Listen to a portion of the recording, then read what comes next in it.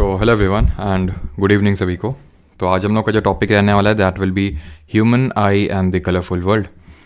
तो ह्यूमन आई की अगर बात करें तो ये हम लोग कोई बायोलॉजी का टॉपिक नहीं करने वाले हैं, इसको फिजिक्स के पर्सपेक्टिव से देखने वाले हैं। और इस चैप्टर में काफ़ी इंपॉर्टेंट चीज़ें हम लोग पढ़ने वाले हैं, जैसे कि ह्यूमन आई का स्ट्रक्चर देखेंगे, उसके कुछ डिफेक्ट्स देखेंगे जैसे कि myopia, hypermetropia, presbyopia, glaucoma, trachoma, जिससे सीजीएल में इसमें क्वेश्चन भी पूछा गया। देन उसके बाद हम देखेंगे कि जो हमारे एटमॉस्फेरिक रिफ्रैक्शन होता है, कल हम लोगों ने रिफ्रैक्शन और रिफ्लेक्शन पढ़ा था, आज इसको एक्चुअल में देखेंगे कि हमारे एटमॉस्फेयर में किस तरह से रिफ्रैक्शन यानी कि अपवर्तन और रिफ्लेक्शन यानी कि परावर्तन होता है। साथ ही साथ यहाँ पे हम डिस्पर्जन भी पढ़ने वाले हैं। तो डू नॉट कंसिडर कि बस आँख के स्ट्रक्चर के बारे में पढ़ेंगे, बहुत सारी चीज़ें पढ़ेंगे बिकॉज यहाँ पे कलरफुल वर्ल्ड भी लिखा हुआ है। एक बार कंफर्म कर देंगे कि मेरी वॉइस प्रॉपर है कि नहीं, देन हम लोग स्टार्ट करते हैं। और आज का लेक्चर अगर मैं बात करूँ तो कल वाले से ज़्यादा इंपॉर्टेंट है बिकॉज आज एप्लीकेशन वाला पार्ट है, ठीक है। और बाकी फिर आज हम लोग को क्वेश्चंस भी करने हैं। आज वाले लेक्चर के तो करेंगे human I and the colourful world के, और कल का जो लेक्चर हुआ था रिफ्लेक्शन और रिफ्रैक्शन, उसके भी हम लोगों ने क्वेश्चंस नहीं किए थे, तो उसके भी क्वेश्चंस हम लोग यहाँ पे करने वाले हैं। ऑलराइट, गुड इवनिंग सभी को। अखिल, शिवानी, सोनम, ट्रैविस, शिवांगी, रिया, गुड इवनिंग सभी को। हेलो थॉर, हिटलर का दामाद। बेटा हिटलर का दामाद, तुम कल कुछ बोल रहे थे ना क्लास के आखिर में, क्लास ख़त्म कर दी थी इसलिए तुम्हें जवाब दे नहीं पाए थे हम, लेकिन मैंने सोच के रखा तुम्हें जवाब देंगे, लेकिन वो लास्ट में ही देंगे, ठीक है। तो चलो अभी शुरू करते हैं human I and the colourful world, ठीक है।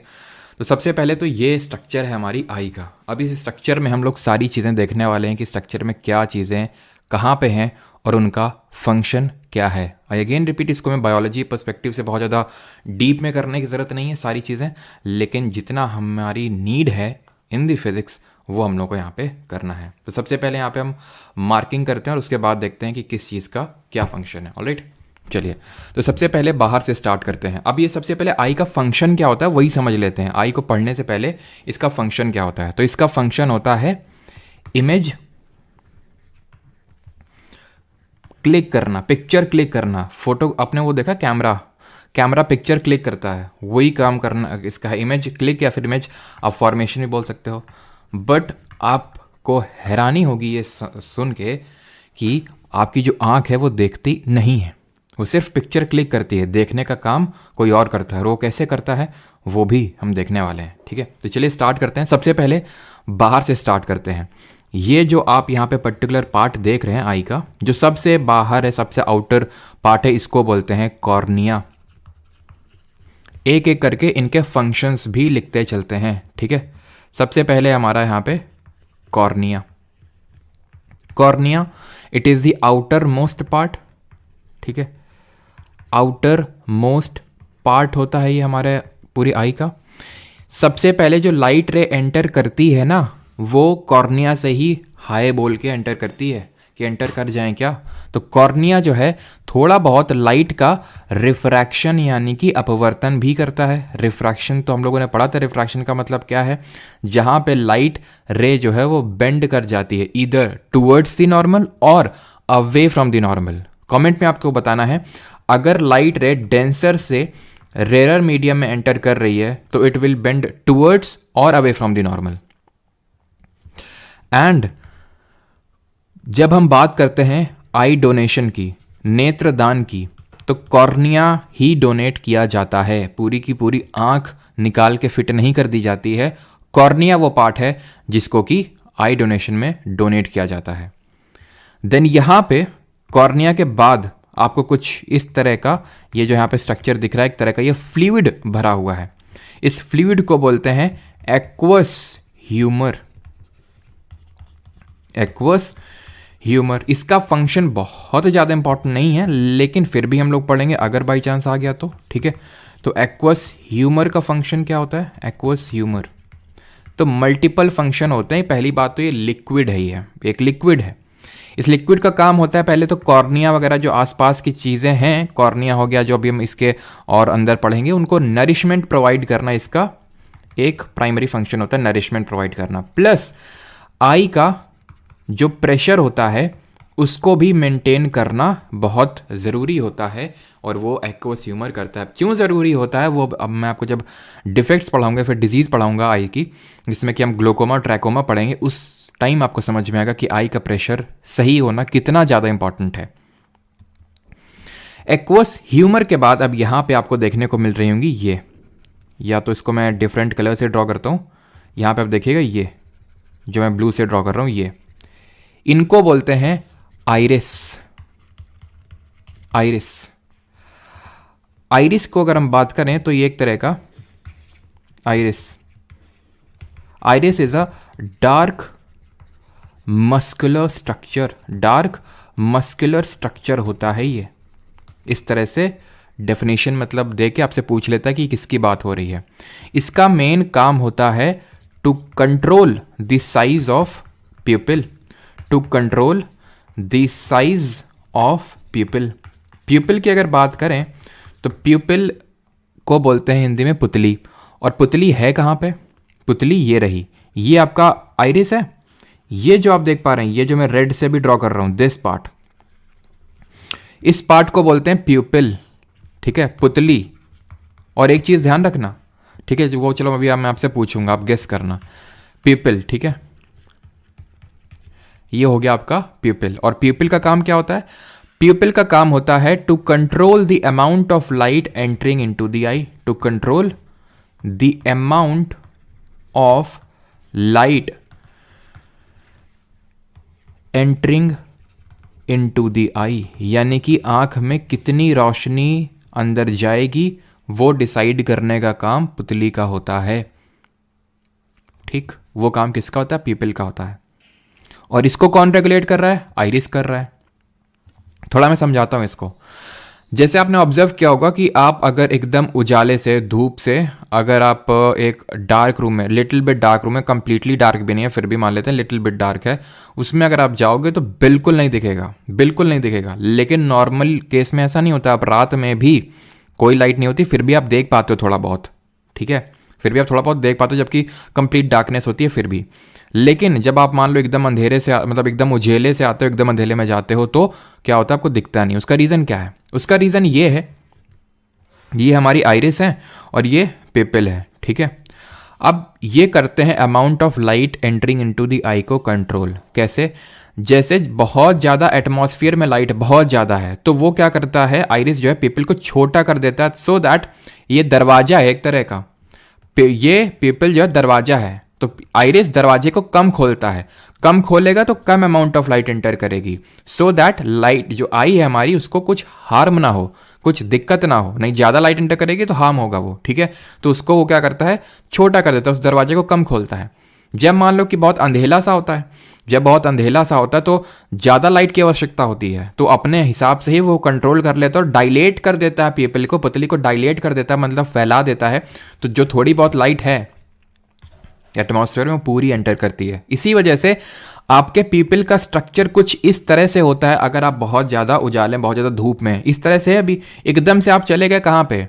नॉर्मल डार्क और लिटिल बिट डार्क रूम में, तो प्यूपिल का साइज क्योंकि छोटा है अभी, तो थोड़ी बहुत जो लाइट एंटर करनी चाहिए वो भी नहीं कर रही है अब, इसलिए से एकदम आपसे आपको अंधेला देखने को मिलता है, क्योंकि प्यूपिल का जो साइज है वो बढ़ता घटता रहता है। कमेंट में मुझे वो स्टूडेंट्स बताएंगे जो पुराने बैच वाले हैं, जिन्होंने बायोलॉजी पढ़ रखी है, कि आइरिस किस तरह की मसल होगी, वॉलेंट्री या फिर इनवॉलेंट्री। जल्दी से बताइए। और अब मैं आपसे सभी से क्वेश्चन पूछता हूँ। पहला वाला क्वेश्चन तो सिर्फ उनके लिए था जिन्होंने बायोलॉजी पढ़ रखी है मेरे से।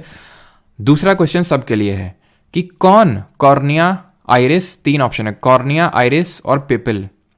चलो अभी इसको छोड़ देते हैं, अभी सारी चीज़ें पढ़ा देंगे, तब क्वेश्चन पूछेंगे तो ज़्यादा कन्फ्यूजन क्रिएट होगा। ज़्यादा कन्फ्यूजन क्रिएट होगा तो लंबे समय तक याद रहेगा, है कि नहीं। अब आगे बढ़ते हैं। अब आपको ये बड़ा सा स्ट्रक्चर देखने को मिल रहा है, ये वाइटिश कलर का। ये क्या है? ये आई का लेंस है। और कमेंट में ये बताइए किस तरह का लेंस है, क्योंकि कल हम लोगों ने लेंस पढ़ा था, दो तरह के लेंस मैंने पढ़ाए थे, अवतल और उत्तल, यानी कॉनकेव और कॉन्वेक्स। तो किस तरह का लेंस है ये आप बताएंगे। और इस लेंस के ऊपर, इस लेंस का पहले तो फंक्शन समझ लेते हैं कि लेंस का काम क्या होता है। और हाँ, ये जो प्यूपिल है ये एक तरह की इनवॉलेंट्री, फिर आइरिस इनवॉलेंट्री मसल होगी, क्योंकि ये हमारे कंट्रोल में नहीं है, हम नहीं कंट्रोल कर सकते हैं। ठीक है, बाइसेप तो आप ऐसे फुला सकते हैं, खुद को कंट्रोल, बाइसेप मसल को कंट्रोल कर सकते हैं, जब चाहेंगे तब वो फूलेगी। लेकिन क्या आप अपना डाइजेस्टिव सिस्टम, आपकी जो पुतलियाँ को खुद कंट्रोल कर सकते हैं क्या? नहीं, वो अपने आप ही फंक्शन करेंगी। अब बात करते हैं लेंस की, कि लेंस का काम क्या होता है। लेंस का काम होता है लाइट रे जो एंटर कर रही है ना, इसको फोकस करना। कहां पे? रेटिना में। रेटिना कहां पे है? ये जो इस तरह का येलो कलर का आप स्ट्रक्चर देख पा रहे हैं, ये जो है इसको बोलते हैं रेटिना। और रेटिना में ही इमेज बनती है, इसी में ही इमेज का फॉर्मेशन होता है। तो लेंस का काम आप समझ गए कि लाइट रे को फोकस करना। कैसे लाइट रे को फोकस करती है? जैसे कि यहाँ पे मैं इसका यूज़ करता हूँ, यहाँ से लाइट रे आई, ठीक है, ये लाइट रे आई, ये लाइट रे आई, थोड़ा बहुत तो कॉर्निया में ही रिफ्रैक्शन हो चुका होगा और बाकी का रिफ्रैक्शन इस तरह से होके यहाँ पे बन जाएगा आपका क्या? इमेज का फॉर्मेशन हो जाएगा। क्लियर है? तो लेंस कर क्या रहा है? लेंस रेज को जो आ रही है उसको फोकस करने का काम कर रहा है रेटिना पे, जिससे कि इमेज बन पा रही है। सिर्फ इमेज बनी है, अभी हमने चीज़ों को देखा नहीं है अभी तक। लेंस समझ गए आप कि लाइट रे को फोकस करता है किस पे? रेटिना पे। और रेटिना की बात करें तो spot where the image is form, spot where image is formed, image is formed. अब एक ब्लाइंड स्पॉट भी नाम सुनोगे आप कहीं कहीं पे, कि आई में एक ब्लाइंड स्पॉट होता है और उस ब्लाइंड स्पॉट में कोई इमेज का फॉर्मेशन नहीं होता है। वो ब्लाइंड स्पॉट वो स्पॉट होता है जहां पे ऑप्टिक नर्व्स, अब ऑप्टिक नर्व्स कहां पे? वाइट ले लें, ठीक है। ये जो आप ये देख पा रहे हैं ना, ये चीज, ये हैं ऑप्टिक नर्व्स। इनको हिंदी में क्या बोलते हैं? इनको हिंदी में बोलेंगे ऑप्टिक तंत्रिकाएं। ये हैं ऑप्टिक तंत्रिकाएं। और ये जो तंत्रिकाएं जहां पे इससे रेटिना से मिलती हैं, वहां पे कोई इमेज का फॉर्मेशन नहीं होता, उसको ब्लाइंड स्पॉट बोलते हैं। तो आप इसको बोल सकते हो जहां पे optic nerves, where optic nerves meet retina. ठीक। अब ये जो रेटिना है ना, एक और फंक्शन परफॉर्म करता है। ये करता है कि ऑप्टिकल एनर्जी को, एनर्जी का कन्वर्जन तो हम देखे ही थे पहले, कि एनर्जी जो है वन फॉर्म से दूसरे फॉर्म में कन्वर्ट होती है, क्योंकि एनर्जी हमेशा कंजर्व रहती है, कि energy is always conserve, it can be converted from one form to another, but इसको डिस्ट्रॉय या क्रिएट नहीं किया जा सकता। तो ऑप्टिकल एनर्जी कन्वर्ट होती है इलेक्ट्रिकल यानी विद्युत ऊर्जा में कन्वर्ट होती है। ऑप्टिकल एनर्जी मतलब लाइट एनर्जी एक तरह से, तो ये इलेक्ट्रिकल एनर्जी में कन्वर्ट करता है। और जब इलेक्ट्रिकल एनर्जी में कन्वर्ट कर देता है ना रेटिना, तो ये ऑप्टिक नर्व्स बैठी हुई हैं। किस लिए? कि तुम इलेक्ट्रिकल एनर्जी में इसको कन्वर्ट करो और हम सीधा, ये ब्रेन से कनेक्टेड हैं। ये जो है ऑप्टिक नर्व्स ब्रेन से कनेक्टेड हैं, और it is actually the brain which sees the objects, not the eye. और ये सिग्नल्स पहुंचाने का काम होता है ऑप्टिक नर्व्स का। ठीक है, तो ऑप्टिक नर्व्स भी आप समझिए, ऑप्टिक नर्व्स का फंक्शन क्या होता है कि ये जो भी इमेज पिक्चर क्लिक हुई है रेटिना पे, उसको ट्रांसफर करेंगे ब्रेन को, और ब्रेन देख के जो है दिल की धड़कनें बढ़ा देगा, है कि नहीं? या फिर दिल की धड़कनें मतलब डर के मारे। ठीक है, तो यहां पे अगर बात करें तो लेंस आप समझ गए, कॉर्निया, पिपल सब कुछ समझ गए, लेकिन एक चीज अभी छूट रही है, एंड दैट इज ये जो यहां पे आप देख पा रहे हैं, इसको बोलते हैं सीलियरी मसल्स, यानी कि सीलियरी मांसपेशियां, सीलियरी मसल्स। ये जो आप यहां पे देख पा रहे हैं, मैं व्हाइट से ड्रॉ करता हूं दोनों, ये जो लेंस से कनेक्टेड है, ये पार्ट, ये वाला पार्ट, इसको बोलते हैं सीलियरी मसल। इनका वैसे ही फंक्शन है जैसे आइरिस प्यूपिल को कंट्रोल करता है, उसके साइज को डायलेट और वो करके, उसी तरह सीलियरी मसल्स लेंस को कंट्रोल करते हैं। अब जैसे कि सीलियरी मसल एकदम टाइट हो जाए, खिंच जाए, तो लेंस पतला हो जाएगा। सीलियरी मसल रिलैक्स हो जाए, रिलैक्स हो जाए, ठीक है, डीप ब्रीथ ले लें इस तरह से, तो क्या होगा? लेंस इस तरह से मोटा हो जाएगा। इतना भी गोल नहीं होगा, लेकिन हाँ नॉर्मल के कंपैरिजन में थोड़ा सा रिलैक्स हो जाएगा, तो ठीक हो जाएगा। एंड इसी चीज को बोलते हैं power of accommodation. What is this power of accommodation? जैसे कि आप में से काफी लोग लेंस का यूज करते होंगे, मतलब कि स्पेक्स लगाते होंगे विद सर्टेन पावर। ठीक, नहीं भी लगाते होंगे तो इतना तो पता होगा वो लगाते किस लिए, सो दैट प्रॉपर दिखे। कुछ लोगों का पास का नहीं दिखता है, कुछ लोगों को दूर का नहीं दिखता है। ज़्यादातर जो अभी आप में से जितने लोग लगा रहे होंगे, ज़्यादातर 99% या 100% सबको दूर का नहीं दिखता होगा, पास का दिखता होगा, है ना? तो ऐसा तो वो ठीक है, जो हमारे पास जो लगा हुआ है लेंस, तो उसका कुछ वो होता है ना कि पावर होता है कि पावर हमारा ये है, पावर ये है, पावर वो है, ठीक है। वो पावर क्या आप चेंज कर सकते हो? नहीं कर सकते हो ना। लेंस का जो पावर फिक्स हो गया सो फिक्स हो गया। लेकिन जो हमारी आई है ना, ये जो आई है आंख, ये बहुत ही एक अच्छा एक बोल सकते हैं कि हमें ऑर्गन मिल रखा है। आई जो है अपना फोकल लेंथ चेंज कर लेता है। आई का जो लेंस है वो अपनी फोकल लेंथ को चेंज कर लेता है सिचुएशन के अकॉर्डिंग। कैसे, मैं दिखाता हूं आपको। जैसे ये लेंस है, ये भी वही सेम लेंस ही है, ठीक है। कोई ऑब्जेक्ट यहां पे रखा हुआ है, जैसे मैं अभी लैपटॉप पे आपको पढ़ा रहा हूं, ठीक है। मेरे सामने लैपटॉप रखा हुआ है। अब लैपटॉप तो कितनी डिस्टेंस पे होगा? ज़्यादा से ज़्यादा ये होगा 30 सेंटीमीटर के डिस्टेंस पे, ठीक है। और एक मान लेते हैं कि अगर यहाँ पे कोई बहुत दूर, जैसे कि फॉर एग्जांपल मैं देख रहा हूँ, ठीक है, दूसरी छत पे अपने दोस्त को, ठीक है। जैसे आपका एग्जांपल ले लेते हैं कि आप जैसे अभी मोबाइल स्क्रीन में वो देख रहे हैं, ठीक है। और आप फिर उसके बाद जो है छत में जाएंगे और दूसरी छत में जो है अपने दोस्त से बातचीत करेंगे। तो दूसरी छत मतलब हो सकता है वो बहुत दूर हो, बस सिर्फ आप देखने का ही काम कर रहे हैं, तो है तो दूर ना। तो ये होता क्या है कि एक केस में तो पास में है और दूसरी केस में यहाँ पे बहुत दूर में है, ठीक है। और इसको फोकस कर कहां पे करना है? फोकस सर रेटिना पे करना है, यानी कि इमेज की डिस्टेंस फिक्स्ड है सर, इमेज की डिस्टेंस फिक्स्ड है। लेंस फॉर्मूला याद आ रहा है? Mirror formula 1/v plus 1/u equal to 1/f, और लेंस फॉर्मूला में बीच में माइनस लगा था। इमेज डिस्टेंस फिक्स हो गई है, ऑब्जेक्ट डिस्टेंस चेंज हो रही है, तो इसको तो चेंज होना ही पड़ेगा ना। ये फिक्स है और ये चेंज हो रहा है, तो इसको तो चेंज होना ही पड़ेगा। यानी कि जो आपकी फोकल लेंथ है लेंस की, वो चेंज होगी। जब पास में होगा ऑब्जेक्ट तो अलग होगी। इसको थोड़ा सा क्या करना पड़ेगा, और यहां से एक रे ऑफ लाइट आ रही है यहां से, इस केस में भी इसको रेटिना पे फोकस करवाना है और इस केस में भी इसको रेटिना पे फोकस करवाना है। तो दोनों केसेस में क्या फोकल लेंथ सेम रहेगी? ना, यहां पे अलग रहेगी, यहां पे अलग रहेगी। क्योंकि अगर ऑब्जेक्ट डिस्टेंस वेरिएट हो रही है, सेम जगह पे इमेज बनानी है, तो फोकल लेंथ चेंज होती है। इसी को बोलते हैं पावर ऑफ एकोमोडेशन, ठीक। और यहीं पे जो कॉन्सेप्ट आता है least distance of distinct vision, यानी कि स्पष्ट दृष्टि की न्यूनतम दूरी। Least distance of distinct vision, ठीक है। Least distance of distinct vision यानी स्पष्ट दूरी की न्यूनतम दूरी, मतलब स्पष्ट दृष्टि की न्यूनतम दूरी। ये है क्या? तो ये वो एक डिस्टेंस है। जब साउंड पढ़ रहे थे तो एको पढ़ाया था, रिफ्लेक्शन ऑफ साउंड। उसमें बताया था कि अगर डिस्टिंक्ट एको सुनना है तो जहां से साउंड निकल रही है और जहां से साउंड रिफ्लेक्ट हो रही है, दोनों के बीच की डिस्टेंस 17.2 मीटर होनी चाहिए।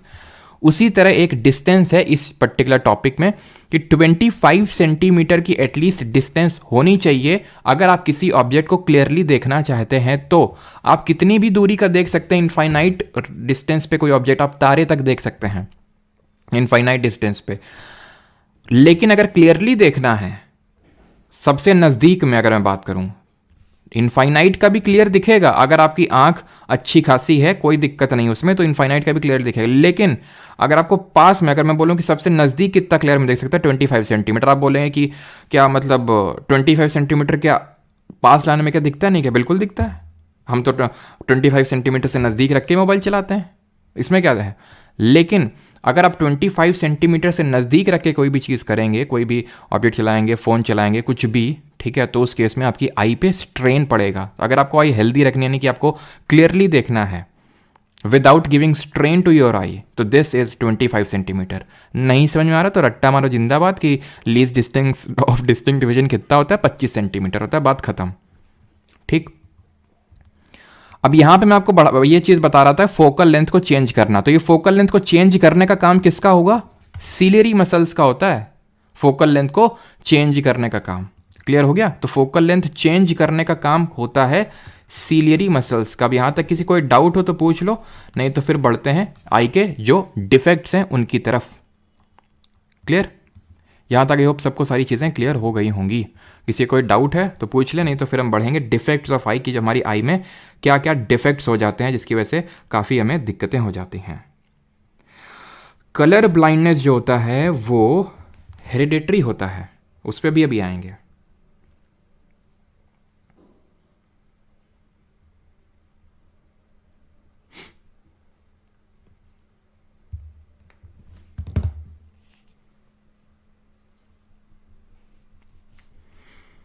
सर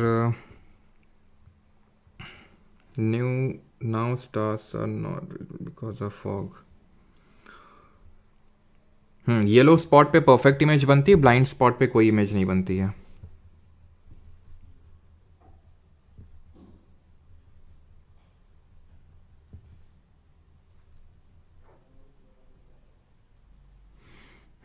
श्रेया शर्मा वो रोज ही मिलेगी अभी, ठीक है। अरे ठीक है भाई, अंधेला होता है हमारे कानपुर में, अंधेला नहीं बोलते, अंधेरा ही बोलते हैं हमारे यहाँ पे, ठीक है। अंधेला नहीं बोलते हैं हमारे यहाँ। तो डिफेक्ट्स ऑफ आई पे आते हैं। तो डिफेक्ट्स ऑफ आई पे सबसे पहला हमारा डिफेक्ट है मायोपिया। इसको हम बोलते हैं नियर साइटेडनेस, निकट दृष्टि दोष, नियर साइटेडनेस। इसमें होता क्या है, इसमें पास का तो दिखता है, दूर का नहीं दिखता है। इसमें दूर का नहीं दिखता है, मैं सिंपल टर्म्स में लिख देता हूं, दूर का नहीं दिखता है। क्यों नहीं दिखता है? और खेल लो पबजी, और चला लो मोबाइल रात रात भर, हैं क्या करते रहते हो?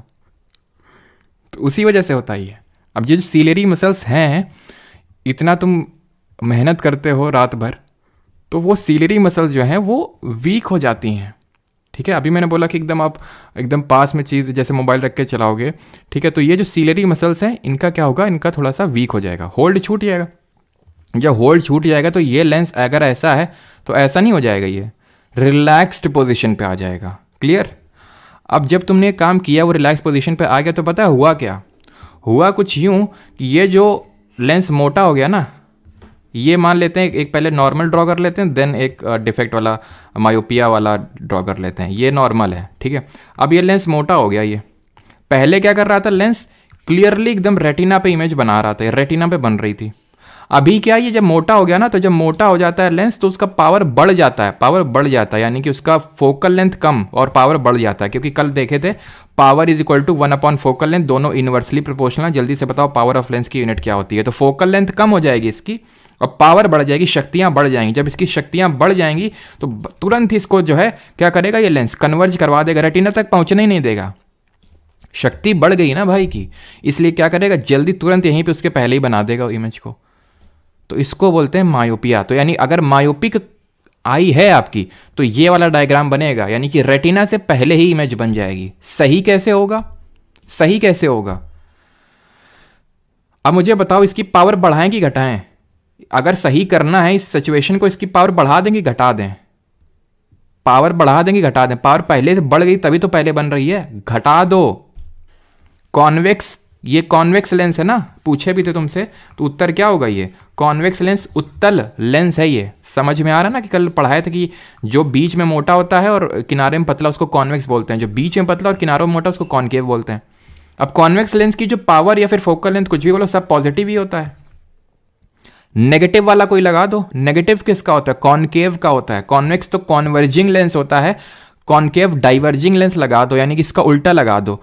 तो होगा क्या, कुछ इस तरह से। अब जब इमेज आएगी ना, तो पहले उसको कॉनकेव से गुजरना पड़ेगा, जो तुमने यहाँ पे स्पेक्स लगा रखे हैं।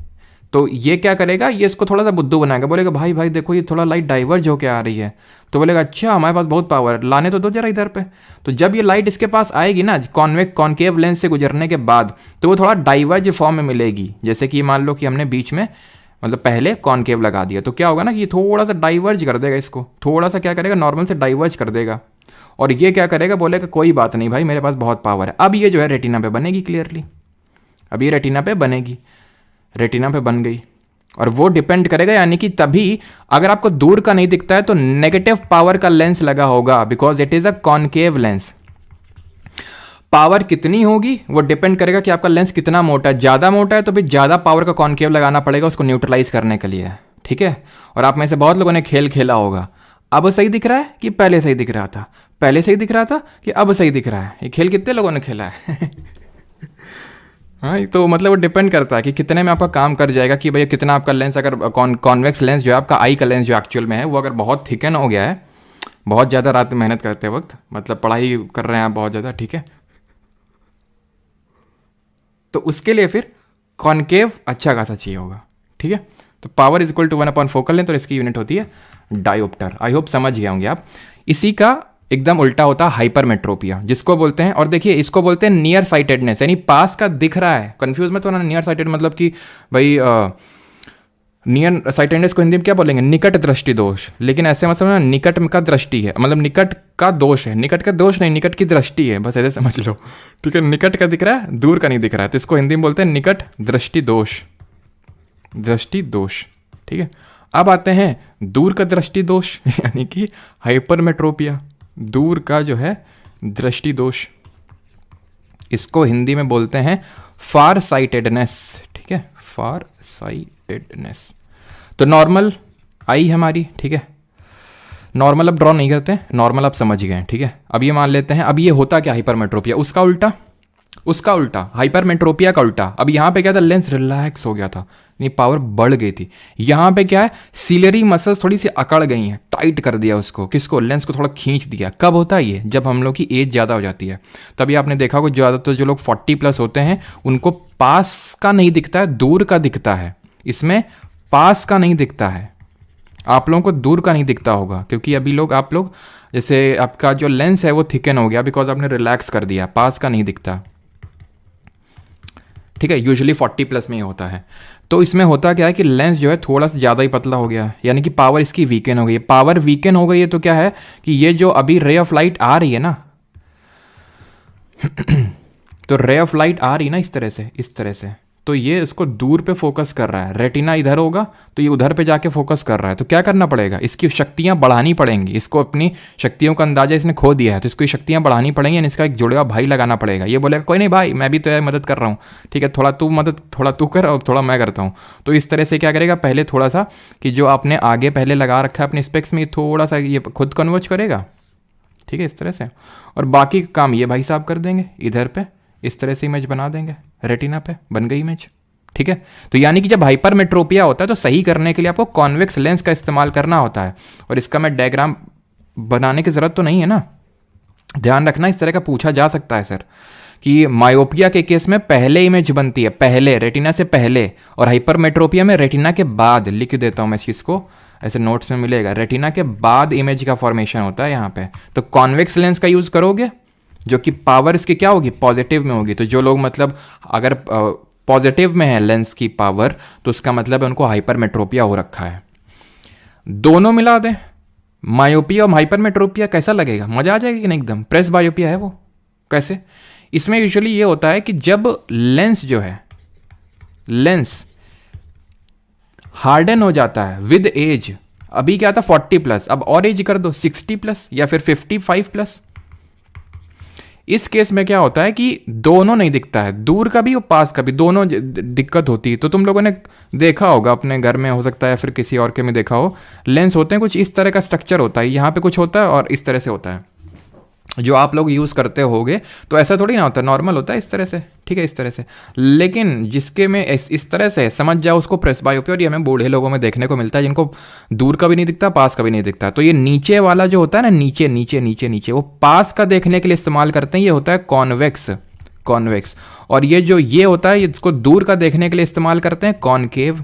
तो प्रेस बायोपिया होता क्यों है, क्योंकि लेंस अपनी फ्लेक्सिबिलिटी को खो चुका है, क्योंकि वो हार्डन हो चुका है, टफ हो चुका है, तो इसलिए उसने अपनी फ्लेक्सिबिलिटी को लूज कर दिया है, जिसकी वजह से हमें क्या करना पड़ता है प्रेस बायोपिया के केस में कि कॉनकेव भी यूज करना पड़ता है और कॉन्वेक्स भी यूज करना पड़ता है, यानी कि बाई फोकल लेंस का इस्तेमाल करना पड़ता है, बाई फोकल लेंस यूज करना पड़ता है।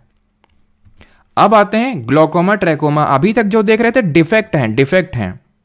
डिफेक्ट क्यों हुए, क्योंकि आपने आई का अपना कुछ ध्यान नहीं रखा, या फिर एजिंग की वजह से वो काम हो गया। जैसे प्रेस बायोपिया एजिंग की वजह से होता है, धीरे धीरे एज बढ़ने की वजह से।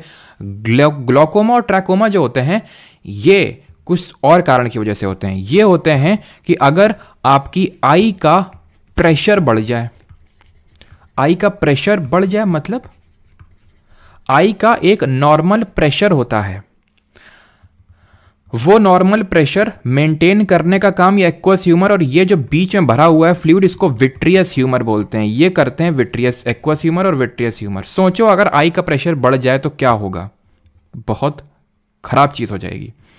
खराब चीज़ ये होगी कि ये प्रेशर यहाँ पे अप्लाई होगा, प्रेशर मतलब कि प्रेशर अगर बढ़ जाएगा, होता क्या ना, यहाँ पे मैं बायोलॉजी पूरा नहीं जा रहा हूँ, यहाँ पे एक्वस ह्यूमर भरा होता है और यहाँ पे एक मतलब ऐसे छेद से होते हैं, उससे पूरा मतलब पानी मतलब बाहर मतलब जो फ्लूइड भरा होता है वो अंदर बाहर होता रहता है, तो जिससे की वजह से वो कंट्रोल में रहता है। लेकिन अगर वो कंट्रोल नहीं होगा, ये सब यहाँ पे वो नहीं होगा, तो ये प्रेशर बहुत ज़्यादा यहाँ पे अप्लाई होगा ऑप्टिक नर्व्स पे, और ये ऑप्टिक नर्व्स हो जाएंगे डैमेज। और अगर ऑप्टिक नर्व्स डैमेज हो गई ना तो ब्रेन तक सिग्नल पहुंचेगा नहीं, ब्रेन तक सिग्नल पहुंचेगा नहीं। और अगर ब्रेन तक सिग्नल नहीं पहुंचा तो आपकी पिक्चर तो क्लिक हो रही है लेकिन पिक्चर ब्रेन तक नहीं जा रही है। और ये disease let me tell you incurable है आज तक, प्रेजेंट टाइम तक, अभी जब मैं ये आप लोगों को ये पढ़ा रहा हूँ, यानी कि इसका कोई इलाज नहीं है। तो जिन लोगों को ग्लोकोमा ट्रैकोमा हो गया, जितनी आपकी चली गई आँख की रोशनी वो चली गई, वो जिंदगी में कभी वापस नहीं आएगी। पूरी चली गई तो पूरी चली गई, ठीक है।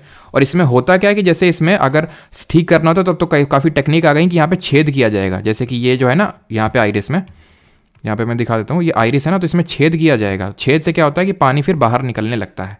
लेकिन जितना लॉस हो गया लॉस हो गया। यूजुअली जो ग्लोकोमा होता है ये हेरिडिटरी होता है, यानी कि चांसेस हैं कि अगर ये हुआ है तो मतलब कि हिस्ट्री है कोई आपके फादर मदर या फिर उनकी फैमिली में, तो ये हेरिडिटरी होता है, ठीक है।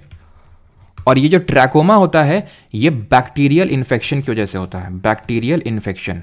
अब इसमें होता क्या है ना, अब मुझे इतना डीप में इसलिए पता है इसके बारे में बिकॉज ये मुझे इसका अटैक पड़ा था और वो भी कब पिछले साल ही हुआ था आई थिंक, ठीक है। पिछले साल कुछ ऐसी कंडीशंस थी कि मतलब काफ़ी ज़्यादा स्ट्रेस लाइफ रहती थी, ठीक है।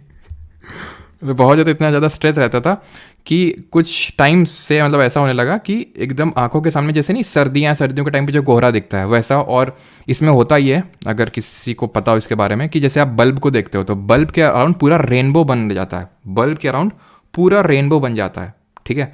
तो मुझे तो मतलब थोड़ा बहुत तो पता था लेकिन एग्जैक्टली क्या सिम्टम्स कैसे होते हैं तो वो मुझे नहीं पता था।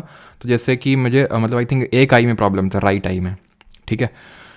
तो मतलब काफ़ी जगह दिखाया तो सीधे तो उन्होंने मतलब डॉक्टर्स ने ही बोला कि ये मतलब कुछ ना कुछ फैमिली हिस्ट्री है और धीरे धीरे आपकी अब जो विजन है वो पूरी तरह से लॉस हो जाएगा, इसका कोई चांस नहीं है, धीरे धीरे धीरे करके, क्योंकि आई का इसमें और एक टोनोमेट्री करके होती है। और ये भी क्वेश्चन पूछा जा चुका है, ये तो सीजल में से पूछा गया था और ये भी सीजल में हम लोग क्वेश्चन करेंगे। तो किससे हम जो है आई के प्रेशर को मापते हैं तो उसको टोनोमेट्री बोलते हैं। ये पहले होता था, अभी भी कहीं कहीं पे होता है, लेकिन अब तो एडवांस टेक्निक आ गई कि जैसे आप नहीं, जैसे कि जब आई टेस्ट होता है तो आप अपना जो चिन होता है, चिन, ठीक है, जो ठोड़ी होती है उसको आप रखते हो और उसके से आई का पावर मेजर हो जाता है। तो वैसे ही अब आ गए हैं कि जैसे वो एक मतलब अजीब सा हवा सी आती है उसमें बहुत जोर की खट्ट से, और उससे आपका आई का प्रेशर हो जाता है। लेकिन टोनोमेट्री में क्या होता है, ये मैंने टोनोमेट्री भी करा रखी है कि मतलब एक पता नहीं कुछ बहुत ही हल्का सा वेट जो है टांगा जाता है आपकी आई में, वो आपको बहुत ही ज़्यादा फील नहीं होता है और उससे पता चलता है कि आपकी आई का जो एक्चुअली प्रेशर कितना है। तो वो मेरा काफ़ी बढ़ा हुआ था वो, ठीक है। तो उन्होंने डॉक्टर से बोला कि अब ये जो आपका आई विजन मतलब कंप्लीटली लॉस हो जाएगा। अब सोचो कि एक तरह का विसियस साइकिल ये बन गया था कि मतलब मुझे पता नहीं था कि किसकी वजह से है, तो स्ट्रेस की वजह से था। अब इस चीज़ का अलग से स्ट्रेस हो गया कि अब मैं पूरी तरह से ब्लाइंड हो जाने वाला हूँ, ठीक है।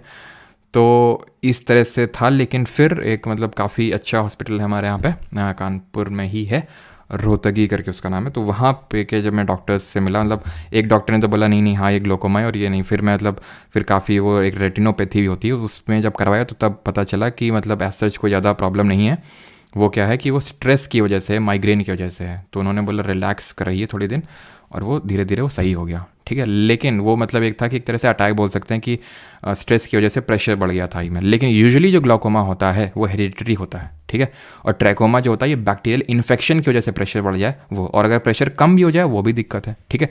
खैर अब आगे बढ़ते हैं और अब देखते हैं refraction of light by a prism. यहाँ तक किसी कोई प्रॉब्लम तो नहीं है, जल्दी से बता देंगे। और हाँ, अभी आप में से कोई पूछ रहा था ये कलर ब्लाइंडनेस के बारे में, ठीक है। तो कलर ब्लाइंडनेस ये भी आपकी हेरिडिटरी होती है, ठीक है। और ये मतलब काफ़ी अभिशाप होता है एक तरह से जो गवर्नमेंट जॉब के स्टूडेंट्स देखते हैं और जो मतलब डिफेंस वगैरह में जाना चाहते हैं, बिकॉज कलर ब्लाइंडनेस बिल्कुल ही प्रोहिबिटेड है, ठीक है। तो कलर ब्लाइंडनेस वो होता है जहाँ पे आप कलर्स के बीच में डिस्टिंग्विश नहीं कर पाते हो। जैसे कि हो ना, आप एक बुक होती है तो उसमें डिफरेंट सारे कलर्स होते हैं और उसमें कोई नंबर लिखा होगा जैसे 28, तो अगर आप कलर ब्लाइंड है तो आप नहीं पहचान पाएंगे वो नंबर को। तो कलर ब्लाइंडनेस में ये होता है कि एक्चुअल में जो रेटिना होता है, रेटिना वो दो तरह की सेल्स से मिलकर बना होता है। एक तो होती हैं रॉड सेल्स और एक होती हैं cone cells, rod sales and cone cells. तो कोन सेल्स जो होते हैं वो कलर के लिए रिस्पॉन्सिबल होते हैं, जो कलर वगैरह हम पहचान पाते हैं। तो कोन सेल्स जो हैं वो नहीं होती हैं, क्योंकि वो जो जीन है जो कोन सेल प्रोवाइड मतलब कोन सेल रखता है वो नहीं पास हो पाता है, बिकॉज आपके फादर मदर के पास भी नहीं था इसलिए, तो कोन सेल ना होने की वजह से ये चीज़ होती है कि आप कलर ब्लाइंड हो जाते हैं। ठीक है, क्लियर है?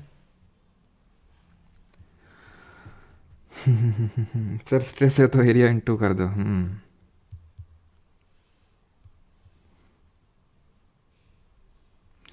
अब कैसे ठीक हुआ ये सब सर? जब ये चीज़ का रियलाइजेशन हुआ ना कि किसकी वजह से हो रहा है, तो थोड़े टाइम तक रिलैक्स थोड़ा किया। ठीक है,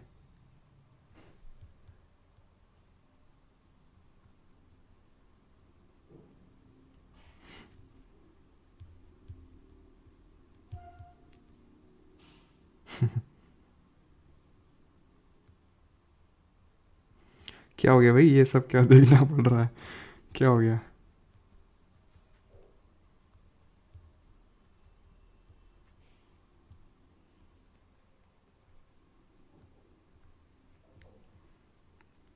अभी आपका एक अभी तो सही है, वो उसी टाइम हुआ था। ठीक है, जब से उस चीज़ का पता चला ना तब से एकदम बिंदास। रिफ्रैक्शन पे आते हैं। ठीक है, रिफ्रैक्शन यानी कि अपवर्तन पढ़ेंगे आप यहाँ पे। और अब जो है चीज़ें काफ़ी इंटरेस्टिंग होने वाली हैं। तो लेट मी टेल यू कि अपनी कुर्सियों की पेटियाँ जो है आराम से खोल के बैठो, क्यों इतना स्ट्रेस लेना। ठीक है,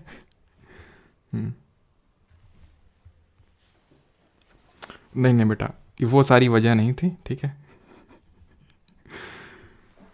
चलो। हाँ, तो धन्यवाद आप लोगों की उसके लिए। ठीक है, तो रिफ्रैक्शन पे आते हैं भी। प्रिज्म, तो प्रिज्म तो सभी ने देखा होगा ना? प्रिज्म नहीं देखा तो ये देख लो, ये ठीक है प्रिज्म, ये होता है प्रिज्म। तो प्रिज्म क्या होता है? जब हम प्रिज्म से, न्यूटन जी ने एक्सपेरिमेंट किया ये। ठीक है, पहले तो उन्होंने ये चीज़ को ऑब्जर्व किया कि जब हम प्रिज्म से लाइट पास करवा रहे हैं तो उसमें डेविएशन देखने को मिल रहा है। जैसे कि मान लो ये मैंने लाइट पास करवाई, ठीक है। अब इसमें मैं नॉर्मल ड्रॉ करूंगा। नॉर्मल कैसे ड्रॉ करते हैं? परपेंडिकुलरली ड्रॉ करते हैं। मतलब इतना लोड मत लेना कि नॉर्मल कैसे, ये सब कुछ नहीं होता, इसमें से कुछ क्वेश्चन नहीं बनेगा, बस थोड़ा समझ लो इसे। ठीक है, तो नॉर्मल सरफेस के परपेंडिकुलरली बनेगा। अब मुझे बताओ, अब ये जो रे ऑफ लाइट है towards the normal, away from the normal, या फिर सीधे निकल जाएगी? बताइए जल्दी से, कैसे जाएगी अभी? सीधा, टूवर्ड्स, या फिर अवे फ्रॉम द नॉर्मल? तो जाना तो चाहिए इसको ऐसे। ठीक है, उसको मैं रेड से ड्रॉ कर देता हूँ। जाना तो चाहिए ऐसे, लेकिन बिकॉज ये रेयर मीडियम से डेंसर मीडियम से, भाई ये ग्लास का बना हुआ है, ग्लास का हमने देखा था ना, ज़्यादा होता है रिफ्रैक्टिव इंडेक्स, अपवर्तनांक, एयर से। तो इस वजह से ये जो रे ऑफ लाइट है ये कुछ बेंड हो जाएगी टूवर्ड्स द नॉर्मल।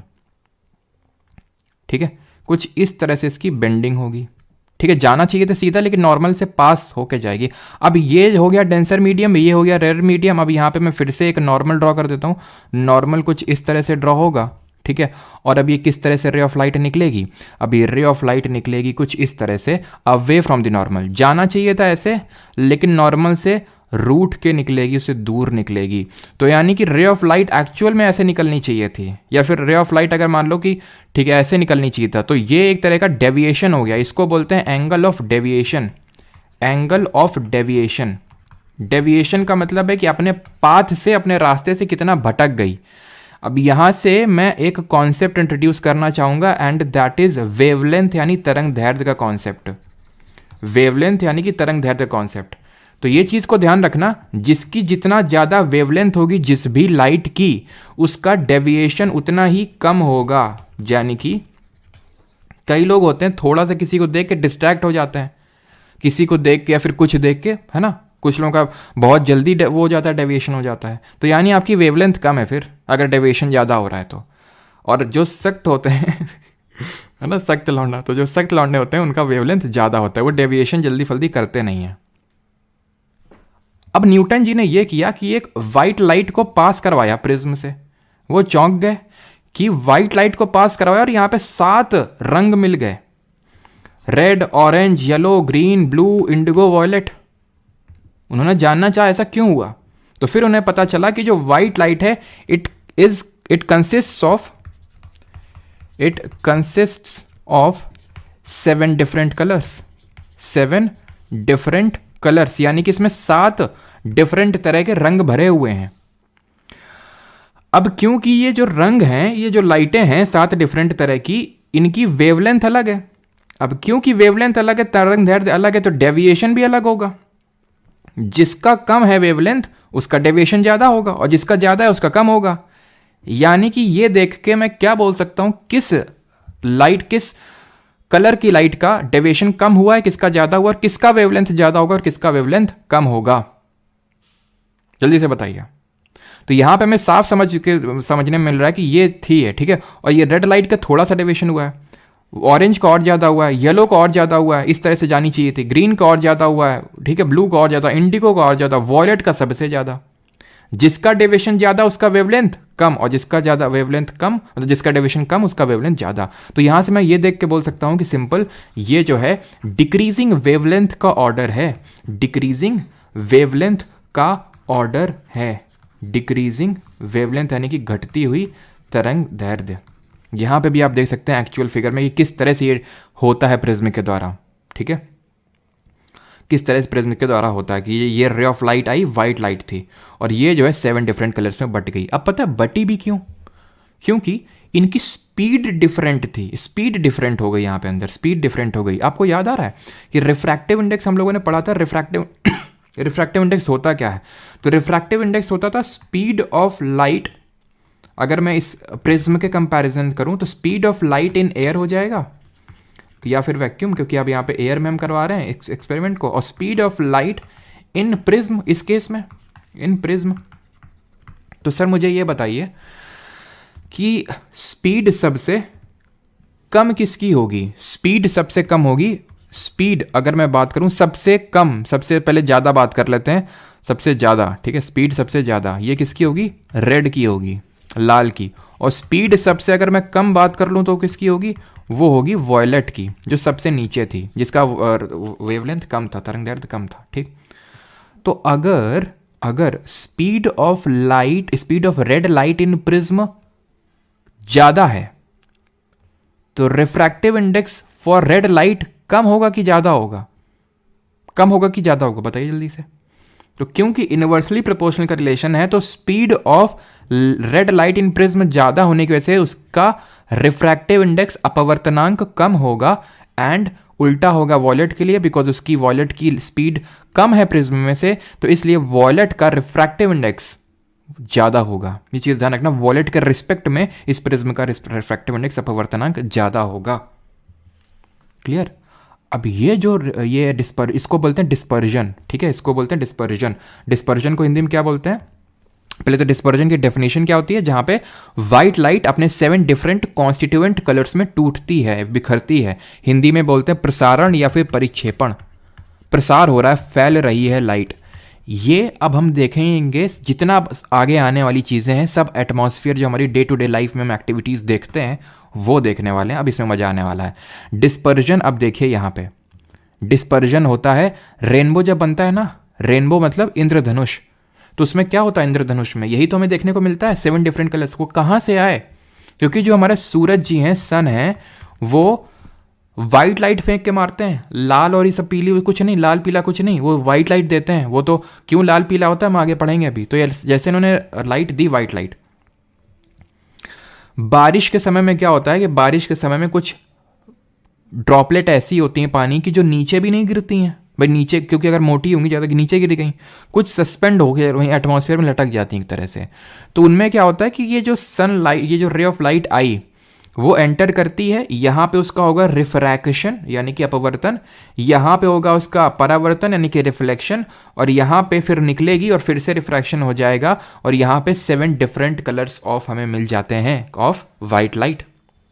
ये तभी होता है जब सस्पेंडेड होंगे और यहाँ पे सनलाइट भी होगी। और हमेशा रेनबो जो होता है वो सन की ऑपोजिट डायरेक्शन में बनता है, सन की ऑपोजिट डायरेक्शन में बनेगा। क्यों भैया, जैसे सन यहाँ पे है तो यहाँ पे लाइट जब फेंक के मारेगा तभी तो उसके ऑपोजिट साइड में बनेगा। तो ध्यान रखना, रेनबो हमेशा सन की ऑपोजिट साइड में बनता है। अगर सन इधर है, ठीक है, मान लो कि अर्थ है, सन इधर पे है, ठीक है, सन इधर पे है, तो जब यहाँ पे क्लियरली इस तरह से मारेगा, यहाँ पे जो ड्रॉपलेट होंगी, तो इस वजह से यहाँ पे हमें रेनबो उसकी ऑपोजिट साइड में देखने को मिलेगा। रेनबो क्यों फॉर्म हुआ, समझ गए आप, रेनबो फॉर्म हुआ एक तरह से यहाँ पे व्हाइट लाइट का हुआ डिस्पर्जन, व्हाइट लाइट का हुआ डिस्पर्जन। एक बार इसने सीडीएस में ये क्वेश्चन पूछ लिया कि रेनबो का मतलब एक जो ड्रॉपलेट होता है उसमें क्या क्या होता है, तो इसमें 2 रिफ्रैक्शन हो रहे हैं, 2 बार रिफ्रैक्शन और 1 बार रिफ्लेक्शन।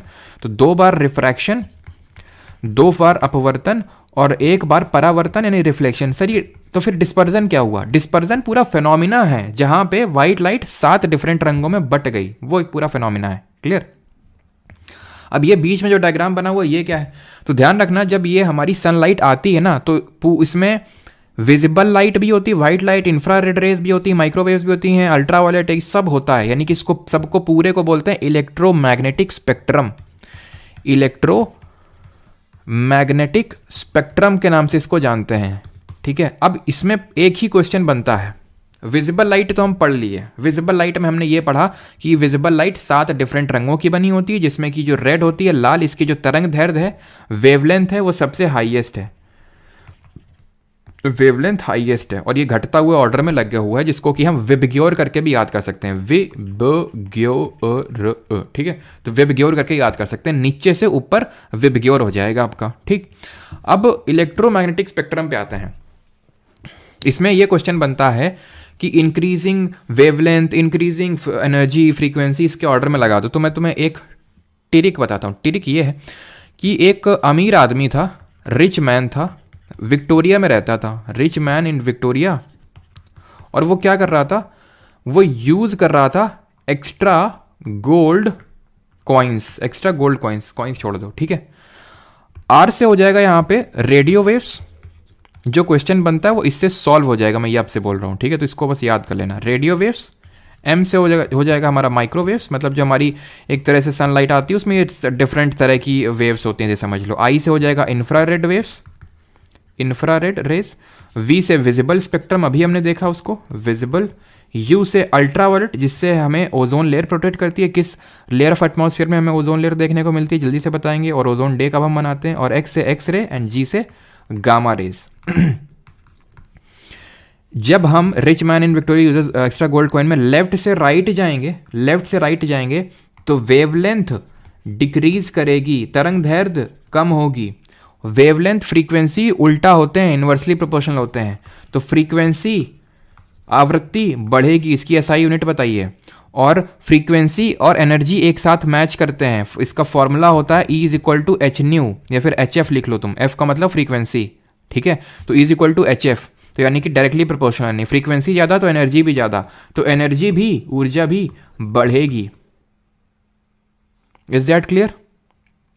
ठीक। और ये बताएंगे आप कि हम लोग स्काई रे ऑब्जर्वेटरी का इंडिया मेंबर बन चुका है, मैंने बताया था करंट अफेयर्स में। इसका हेडक्वार्टर कहाँ पे है? स्काई रे ऑब्जर्वेटरी, इसका हेडक्वार्टर कहाँ पे है? तो यहाँ पे मैंने कुछ क्वेश्चन पूछा था, फ्रीक्वेंसी की एसआई यूनिट हो जाएगी आपकी हर्ट्स, ठीक। और जो ओजोन लेयर होती है वो हमारी एटमॉस्फेयर के स्ट्रेटोस्फेयर समताप मंडल में होती है। डॉप्सन यूनिट उसकी थिकनेस को मेजर करते हैं। और वो भी ज्योग्राफी तो पढ़ा नहीं, इसके बाद ज्योग्राफी स्टार्ट करेंगे। और ओजोन डैम 16 सितंबर को मनाते हैं। और मैंने क्या क्वेश्चन पूछा था आपसे? स्काई रे ऑब्जर्वेटरी का हेडक्वार्टर यूनाइटेड किंगडम में, और 1250 करोड़ रुपए देके इंडिया भी उसका एक मेंबर बन गया है, जहाँ पे हम दूर की चीज़ें ऑब्जर्व करेंगे उस ऑब्जर्वेटरी से, ठीक है। और अब बढ़ते हैं आगे, ठीक है, ये आप समझ गए। अब हम आते हैं रिफ्रैक्शन इन एटमॉस्फेयर, वायुमंडल में अपवर्तन। अब यहाँ से हम देखने वाले हैं कि वायुमंडल में कहाँ कहाँ पे अपवर्तन तुम्हें देखने को मिलेगा। इंग्लैंड सबका सही है, शिवम, ट्रेविस, अंजलि, सीमा पटेल सबका सही है। चलो तो अभी रिफ्रैक्शन पढ़ते हैं, अपवर्तन वायुमंडल में किस तरह से अपवर्तन होता है। तो सबसे पहला हमारा इसका एग्जाम्पल रहने वाला है ट्विंकलिंग ऑफ स्टार्स। तारे क्यों टिमटिमाते हैं? क्यों तारे टिमटिमाते हैं? क्यों हवा चलती है? क्यों उड़ती है? ठीक है, ट्विंकलिंग ऑफ स्टार्स यहाँ पे हम देखने वाले हैं। स्टार्स ट्विंकल करते हैं? देखते ही नहीं सर, फ़ोन में लगे रहते हैं रात भर, कहाँ देखने का टाइम मिलता है, हैं? हम तो किसी और तारे को निहार रहे होते हैं। खैर देखना कभी, अभी तो जैसे सर्दियों में ढंग से दिखते नहीं, गर्मियों में तो ढंग से दिखते हैं। तो स्टार्स जो है आपको ट्विंकल ट्विंकल करते नजर आएंगे। उसके पीछे का कारण रिफ्रैक्शन है। कैसे? रिफ्रैक्शन क्या करता है, जब ये हमारा सन है, सॉरी ये हमारा क्या है, स्टार है। सन भी वैसे हमारा एक टाइप ऑफ स्टार ही है, आपको पता होना चाहिए, ठीक है। तो जब यहाँ से लाइट रे चलती है तो अर्थ के अराउंड हमें पता है एटमॉस्फेयर है। यहाँ पे हम लोग कहाँ रहते हैं? अर्थ के ऊपर रहते हैं, इतना तो सबको पता होगा ना। ऐसा तो नहीं अर्थ के अंदर वाले भी अभी कोई है यहाँ पे, ठीक है। जो बचपन का जो मिसकंसेप्शन है उसको दूर करिए, ठीक है। अर्थ के आप अंदर नहीं रहते हैं, अर्थ की सरफेस पे रहते हैं। तो यहाँ पे एटमॉस्फेयर है। एटमॉस्फेयर में डिफरेंट तरह की गैसेज हैं, और वो डिफरेंट तरह की गैसेज का डिफरेंट रिफ्रैक्टिव इंडेक्स होगा। रिफ्रैक्टिव इंडेक्स होगा डिफरेंट तरह का, अपवर्तनांक होगा। तो जब ये रे ऑफ लाइट आएगी यहाँ पे, तो क्योंकि वो रेयर मीडियम से डेंसर मीडियम में आ रही है तो रिफ्रैक्शन होगा। रिफ्रैक्शन होगा तो तुम्हें कुछ याद आ रहा है कि जैसे मान लो कि पानी में सिक्का पड़ा होता तो उठा हुआ प्रतीत होता है। मछुआरे जो है क्लियरली मछली को मार लेते हैं, लेकिन तुम अगर जाओगे ना नहीं मार पाओगे, क्योंकि तुम्हें फिजिक्स ढंग से पढ़ी नहीं है क्यों, और उन्होंने पढ़ी के ढंग से, क्योंकि उन्हें पता है कि एक्चुअल में जो फिश यहाँ पे दिख रही है वो यहाँ पे नहीं है, वो नीचे है, क्योंकि उसकी एक्चुअल पोजीशन चेंज हो गई है, एपरेंट पोजीशन दिख रही है हमें। रिफ्रैक्शन में यही होता है कि पोजीशन चेंज हो जाती है। तो जितने भी फिनोमिना, अभी हम लोग बहुत सारे फिनोमिना पढ़ेंगे, तुम्हें कंफ्यूजन होगा ये किसके से होता है वो किसके से होता है। तो सिंपल याद रखना, जहां पे पोजीशन चेंज हो रही है, एपरेंट पोजीशन, वो रिफ्रैक्शन की वजह से हो रहा है। तो होता क्या, यहां पे है ना एक्चुअल स्टार, तो ऐसे रे ऑफ लाइट आती है, ऐसे रे ऑफ लाइट आती है कि हमें लगता है कि वो स्टार यहां पे है, यानी कि एक्चुअली जहां पे स्टार है वहां पे नहीं दिख रहा। बात आती है ट्विंकल क्यों करता है, ब्लिंक क्यों करता है। तो ब्लिंक इसलिए करता है बिकॉज हमारा अर्थ कॉन्टिन्यूसली रोटेट हो रहा है, और हमारे अर्थ के अराउंड जो एटमॉस्फेयर है वो भी कॉन्टिन्यूसली चेंज हो रहा है। ऐसे स्टैटिक तो है नहीं, रुक तो गया नहीं है, वो चेंज हो रहा है, गैसेस का कॉम्पोजिशन चेंज हो रहा है। नॉट कॉम्पोजिशन बोलेंगे, लेकिन हाँ एट अ सर्टेन प्लेस उनका कॉम्पोजिशन चेंज हो रहा है, एकदम स्टैटिक तो है नहीं ना एटमॉस्फेयर। तो क्योंकि वो चेंज हो रहा है तो इस वजह से वो कभी कम लाइट आएगी, कभी ज़्यादा, कम ज़्यादा, कम ज़्यादा, कम ज़्यादा, इसलिए वो ट्विंकल करते हैं। दूसरा हमारा फिनोमिना जो कि रिफ्रैक्शन की वजह से होता है, that is advanced sunrise and delayed sunset. आप कभी गर्मियों में ऊपर जाइए, फिर सर्दियों में भी, गर्मियों में क्लियरली दिखता है कि भाई सुबह 5:45 के टाइम पे, ऐसे टाइम पे क्या होता है, हमें सूरज धीरे धीरे धीरे धीरे धीरे धीरे में ऊपर, मतलब पहले तो ऐसा लगता है रोशनी सी दिख रही है, थोड़ी सी हल्की सी रोशनी दिख रही है, हल्की सी रोशनी दिख रही है, और धीरे धीरे सन भी दिख जाता है। तो आप समझ जाइए कि जो अभी सन हमें एकदम से दिखा वो एक्चुअल में अभी है ही नहीं, वो एक नकली सन है, तो असली सन है लेकिन उसका पोजीशन अब चेंज है। वो एक्चुअल में सन अभी राइज हुआ नहीं है, सन यहाँ पे है, ठीक है। तो इस तरह से रे ऑफ लाइट एंटर करी हमारे एटमॉस्फेयर में, लेकिन वो रिफ्रैक्शन की वजह से उसने अपनी पोजीशन को चेंज कर दिया, ऊपर हमें दिखाई दे रहा उठा हुआ। तो एक्चुअल में सन अभी यहाँ पे है, रियल पोजीशन उसकी वहाँ पे, लेकिन दिख यहाँ पे रहा है 2 मिनट पहले। इसको बोलते हैं कितना, 2 मिनट पहले ही हमें सूरज सूर्योदय से पहले दिखने लगता है। और जब सूर्यास्त होता है, सनसेट होता है, तो एक्चुअल में सनसेट हो चुका है, चला गया है, लेकिन तुमको अभी नजर में आ रहा है, ऐसा लग रहा है कि नहीं अभी सन तो है होराइजन पे, सन तो अभी दिख रहा है, लेकिन एक्चुअल में वो डूब चुका है। वो आपको एक फेक पिक्चर बन रही है, बस समझ लो। 2 मिनट तक वो जा चुका है, उसके 2 मिनट बाद तक भी आपको दिखता रहता है। तो ये क्यों हो रहा है, रिफ्रैक्शन की वजह से। जहां पे भी पोजीशन चेंज हो रही है, रिफ्रैक्शन। अब आएंगे स्कैटरिंग ऑफ लाइट, इसको हिंदी में बोलते हैं प्रकाश का प्रकीर्णन। स्कैटरिंग मतलब बिखर जाना, स्कैटर हो जाना। उसका सबसे पहला एग्जाम्पल है ये क्या है, ये है ब्लू कलर ऑफ स्काई। ये क्या है, ये है ब्लू कलर ऑफ स्काई, ठीक है, ब्लू कलर ऑफ स्काई। किसकी वजह से होता है, मतलब ये स्कैटरिंग लिखा है ना, तो अब इसके बाद जो भी पढ़ाएंगे उस इसी की वजह से होगा, स्कैटरिंग की वजह से। तो प्रकीर्णन की वजह से होता है। क्यों क्यों क्यों क्यों क्यों पता है आपको। अगर पहले तो आपको समझाते हैं क्यों। जैसे जो हमारी रे ऑफ लाइट आती है सन से, वो क्या होती है, वो एक वाइट लाइट होती है, वो एक वाइट लाइट होती है। वाइट लाइट 7 कलर्स की बनी होती है। तो वो जब वाइट लाइट एटमॉस्फेयर के कांटेक्ट में आती है तो पता है क्या होता है, ये होता है कि इसमें से जिसकी वेवलेंथ सबसे कम होती है, या फिर हम बोल दें कि हमारे एटमॉस्फेयर में बहुत तरह के पार्टिकल घूम रहे हैं, पार्टिकल घूम रहे, कोई तो मिल जाए उड़ा दें, ठीक है, जैसे नहीं फिर हेरा फेरी में एक बार मिल जाए बम से उड़ा दूंगा, तो वैसे ही पार्टिकल घूम रहे, एक बार मिल जाए बम से उड़ा दूंगा।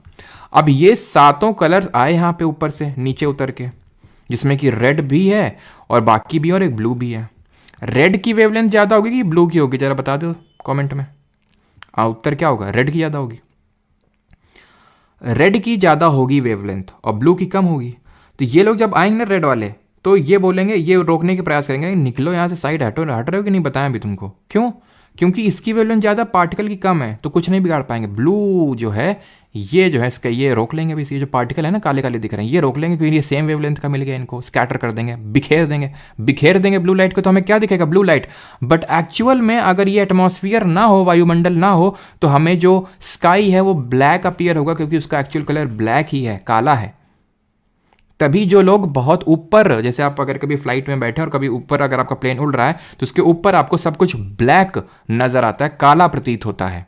तो ये क्वेश्चन भी बनता है कि अगर एटमॉस्फेयर ना हो हमारी अर्थ के अराउंड तो सारी चीज़ें में ब्लैक अपीयर होंगे। और एटमॉस्फेयर क्यों है हमारी अर्थ के अराउंड, ये कमेंट बताएंगे। फिजिक्स का ही फिनोमेना है, हम लोग पहले देख चुके हैं इसको।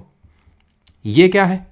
ये है रेड कलर ऑफ सन। ये क्या है? ये है रेड कलर ऑफ सन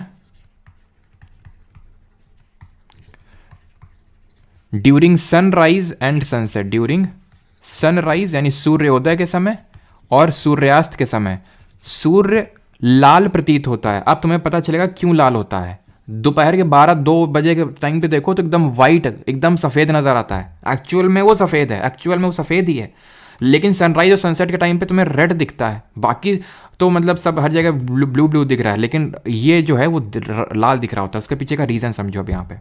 ये तुम हो, अर्थ में खड़े हुए ऑब्जर्वर हो, ठीक है।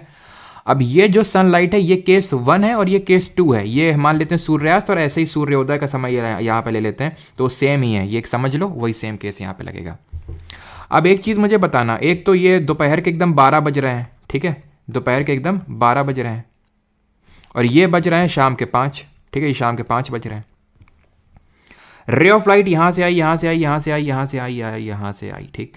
रे ऑफ लाइट यहाँ से आई, यहाँ से आई, यहाँ से आई, यहाँ से आई, यहाँ से आई। ये जो काली लाइन देख रहे हैं, यहाँ से हमारा एटमॉस्फेयर चालू हो रहा है। तुम मुझे बताओ कि केस 1 या केस 2 किसमें लाइट को ज़्यादा ट्रैवल करना पड़ रहा है इन दी एटमॉस्फेयर? बताइए बताइए जल्दी से। ये समझ लीजिए तो याद करने में आसानी होगी, नहीं रट्टा मारो जिंदाबाद। रट लेंगे तो भी सही हो जाएगा, समझ लेंगे तो भूलेंगे नहीं, बस बात इतनी है, ठीक। बताइए जल्दी से, किस में ज़्यादा ट्रैवल कर रहा है? तो सिंपल सा ये तो देखने में नज़र आ रहा है कि इस केस में ज़्यादा ट्रैवल कर रहा है, यहाँ पे बस इतना ही से ट्रैवल कर रहा है। तो अब केस 2 में सबने सही आंसर दिया। अगर केस 2 में ज़्यादा ट्रैवल कर रहा है तो जो छुटकू सी हमारी छुटकू वेवलेंथ की जो हमारी लाइटें हैं ब्लू जैसी, वो तो बिखर जाएंगी। आखिर तक सक्सेस किसको मिलती है? बीच में हमारे बहुत सारे डिस्ट्रैक्शन हमारे लाइफ में आते हैं, आखिरी तक वही बचता है जो इन सारे डिस्ट्रैक्शन से बच के निकल जाए। ब्लू वगैरह जो कम वेवलेंथ की है, डेविएशन क्योंकि ज़्यादा होता है, स्कैटरिंग भी ज़्यादा होगी, प्रकीर्णन ज़्यादा होगा, ये आसमान को नीला कर देंगे लेकिन पहुंच नहीं पाएंगे तुम्हारी आंख तक। पहुंचेगा कौन? जिसकी वेवलेंथ ज़्यादा होगी। किसकी? रेड की। So is the red colour here during the sunrise. And ये सनराइज के टाइम पे कुछ इस तरह से फिनोमेना होगा, उसमें भी सेम ही तो चीज़ काम करेगी, सेम ही चीज़ तो काम करेगी। बहुत लंबा डिस्टेंस ट्रैवल, अब 12 बजे बहुत कम डिस्टेंस ट्रैवल करना पड़ता है, एकदम ऊपर ही है, तो पूरा वाइट का वाइट ही उतर के चलाता है। ब्लू सब घुसे हुए हैं अभी उतने सब उसके अंदर, क्योंकि अभी हुआ ही नहीं ना स्कैटरिंग, तो सब घुसे हुए हैं उसी के अंदर ब्लू वगैरह। यहाँ पे ब्लू सब निकल लिए क्योंकि रास्ता लंबा था। तो एडवांस्ड सनराइज और डिलेड सनसेट रिफ्रैक्शन की वजह से, और जो कलर मिल रहा है वो स्कैटरिंग की वजह से। Colour, blue colour of sky, red colour of ये, तो कलर जो मिलता है वो स्कैटरिंग की वजह से मिलता है। अब ये आखिरी है हमारा example, and that is Tyndall effect. इसको बोलते हैं टिंडल इफेक्ट। ये केमिस्ट्री में भी तुम पढ़ोगे, पिछले बैच वालों ने केमिस्ट्री में पढ़ा होगा कि जैसे कि एक कोलाइडल सोल्यूशन है, एक कोलाइडल विलयन है, ठीक है। जैसे कि दूध लो तुम, उसमें टॉर्च मारो इस तरह से, तुमको उस लाइट का पाथ विजिबल होगा, उसका रास्ता दिखेगा। इसमें दिख रहा है क्या? नहीं दिख रहा है। क्यों? क्योंकि ये पानी है।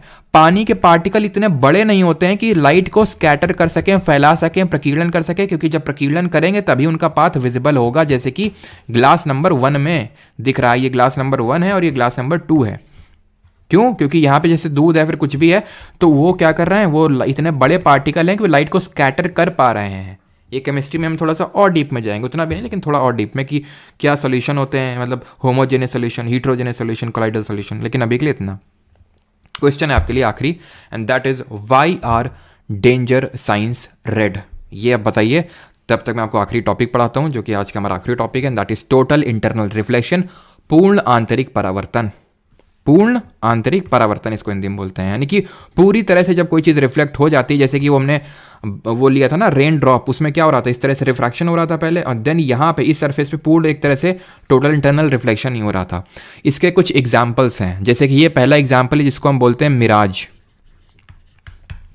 इसको आपने भी ऑब्जर्व किया होगा, ये यूजुअली हमें डेजर्ट में देखने को मिलता है, रेगिस्तान में, लेकिन इसको भी आपने भी ऑब्जर्व किया होगा। जैसे कि आपने अगर कभी कार ड्राइव किया हो या फिर कार में बैठे हो अगर आप, तो उसमें आपने देखा होगा सामने आपको रोड में पानी पड़ा हुआ प्रतीत होता है जब बहुत कायदे की धूप होती है, अब होता क्यों है ये वो मैं आपको समझा देता हूँ, लेकिन उसके पीछे का बहुत ज़्यादा रीज़न नहीं पूछेगा। होता कुछ यूँ है कि जैसे रेगिस्तान है या फिर बहुत ज़्यादा धूप है आपकी सड़क में, तो इसके अराउंड की जो एयर है वो वार्म हो जाती है, बहुत ज़्यादा गर्म हो जाती है, ऊपर की अभी भी ठंडी है, रेगिस्तान में बहुत ज़्यादा होता है ये।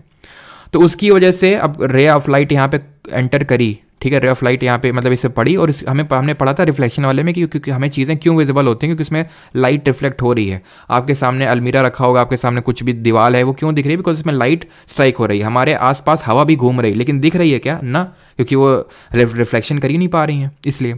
तो ये क्या होता है कि ये जब इस तरह से रिफ्लेक्टेड रे आती है, ठीक है, तो कुछ यहाँ पे इस तरह से चीज़ें होती हैं, एक क्रिटिकल एंगल करके होता है फिनोमिना, मतलब एक एंगल होता है, वो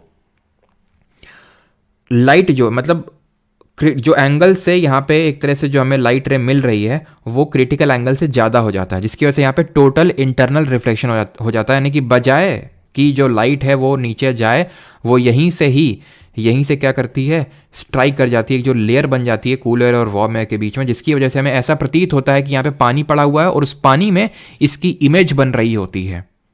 रोड में हमें जो सामने पानी दिख रहा है, हम जा रहे हैं आगे लेकिन पानी मिल ही नहीं रहा है, पानी बढ़ता ही आगे चला जा रहा है, भूत है वो तो, ठीक है, भूत नहीं है, वो टोटल इंटरनल रिफ्लेक्शन की वजह से हो रहा है। तो इसके फिनोमेना, इसके एग्जांपल्स पता होने चाहिए। इसके एग्जांपल्स होते हैं क्या? एक तो जो मैंने आपको मिराज बताया, जो रेगिस्तान में डेजर्ट में देखने को मिलता है, यही सेम चीज़ जो है आपकी जो ऑप्टिकल फाइबर होती है, जिससे कि आपका जो घरों में नेट पहुंचता है, तो वो ये ऑप्टिकल फाइबर में भी वही सेम चीज़, जैसे कि हमने उसमें नहीं देखा था स्टेथोस्कोप में कि टोटल रिवर्बरेशन हो रहा था, रिवर्बरेशन इस तरह से, वैसे ही समझ लो ये, ठीक है। तो ये ऑप्टिकल फाइबर है, तो उसमें भी वही होता है। अब इसके पीछे इसको होने के लिए दो कंडीशंस होती हैं, ये पढ़ने की ज़रूरत नहीं है, लेकिन अगर आप रेलवे जैसे एग्जाम दे रहे हो, हायर लेवल एग्जाम, ठीक है, मतलब हायर इन द सेंस जहाँ पे साइंस का थोड़ा सा ज़्यादा वेटेज रहता है, तो उसमें ये पूछा जा सकता है कि टोटल इंटरनल रिफ्लेक्शन तभी होता है। फर्स्ट थिंग, पहला दो केसेस चाहिए होते हैं इसके लिए। पहला केस तो ये है कि light ray should travel from denser to rare medium, denser to rare medium में ट्रैवल करना चाहिए। कूल एयर डेंस होती है, लाइट एयर लाइट होती, मतलब जो वार्म एयर होती है वो लाइट होती है, कूल एयर डेंस, और लाइट एयर वार्म एयर जो होती है वो लाइट होती है, यानी कि रेयर मीडियम के तौर पे एक्ट करेगी। तो लाइट को जो है डेंसर से रेयर मीडियम में ट्रैवल करना है। एंड दूसरा जो इसके लिए रिस्पॉन्सिबल है, that is light should hit an angle, should hit at an angle, at an angle greater than critical angle, greater than critical angle. ये बस एसएससी वाले सुन लेंगे और रेलवे वाले याद कर लेंगे, ठीक है, बिकॉज वो तो रेलवे वाले भी। Why are danger signs red?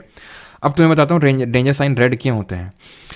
एक बार, मतलब बहुत पहले की बात है, ठीक है, बहुत पहले की बात, जब हम छोटे थे तो गांव में जाया करते थे, है ना, अभी भी जाते हैं, ठीक है। तो अपने एक दोस्त के साथ हम रेलवे लाइन पे चल रहे थे, हमारे गांव पे पास में ही रेलवे लाइन जाती है, ठीक है। तो रेलवे लाइन पे हम चल रहे थे मस्ती में एकदम, ठीक है, और एकदम सर्दियों का टाइम था, घना कोहरा था, ठीक है। ये मतलब ऐसा नहीं कि मैं तुम्हें समझाने के लिए बता रहा हूँ, इट इज़ द रियल मतलब ट्रू सिचुएशन, ठीक है।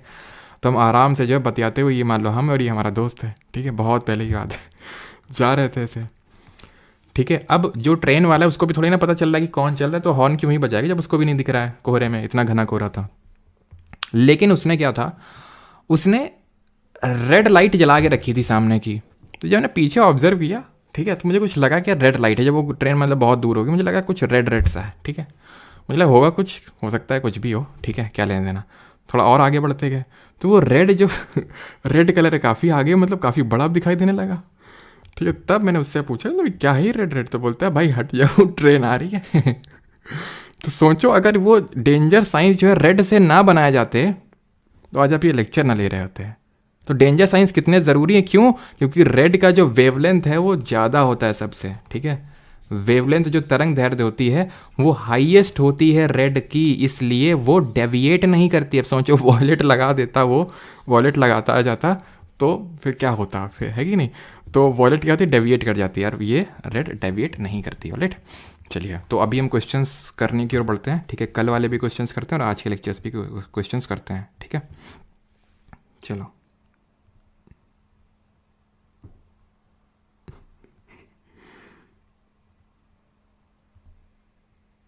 सर की कहानियाँ, हाँ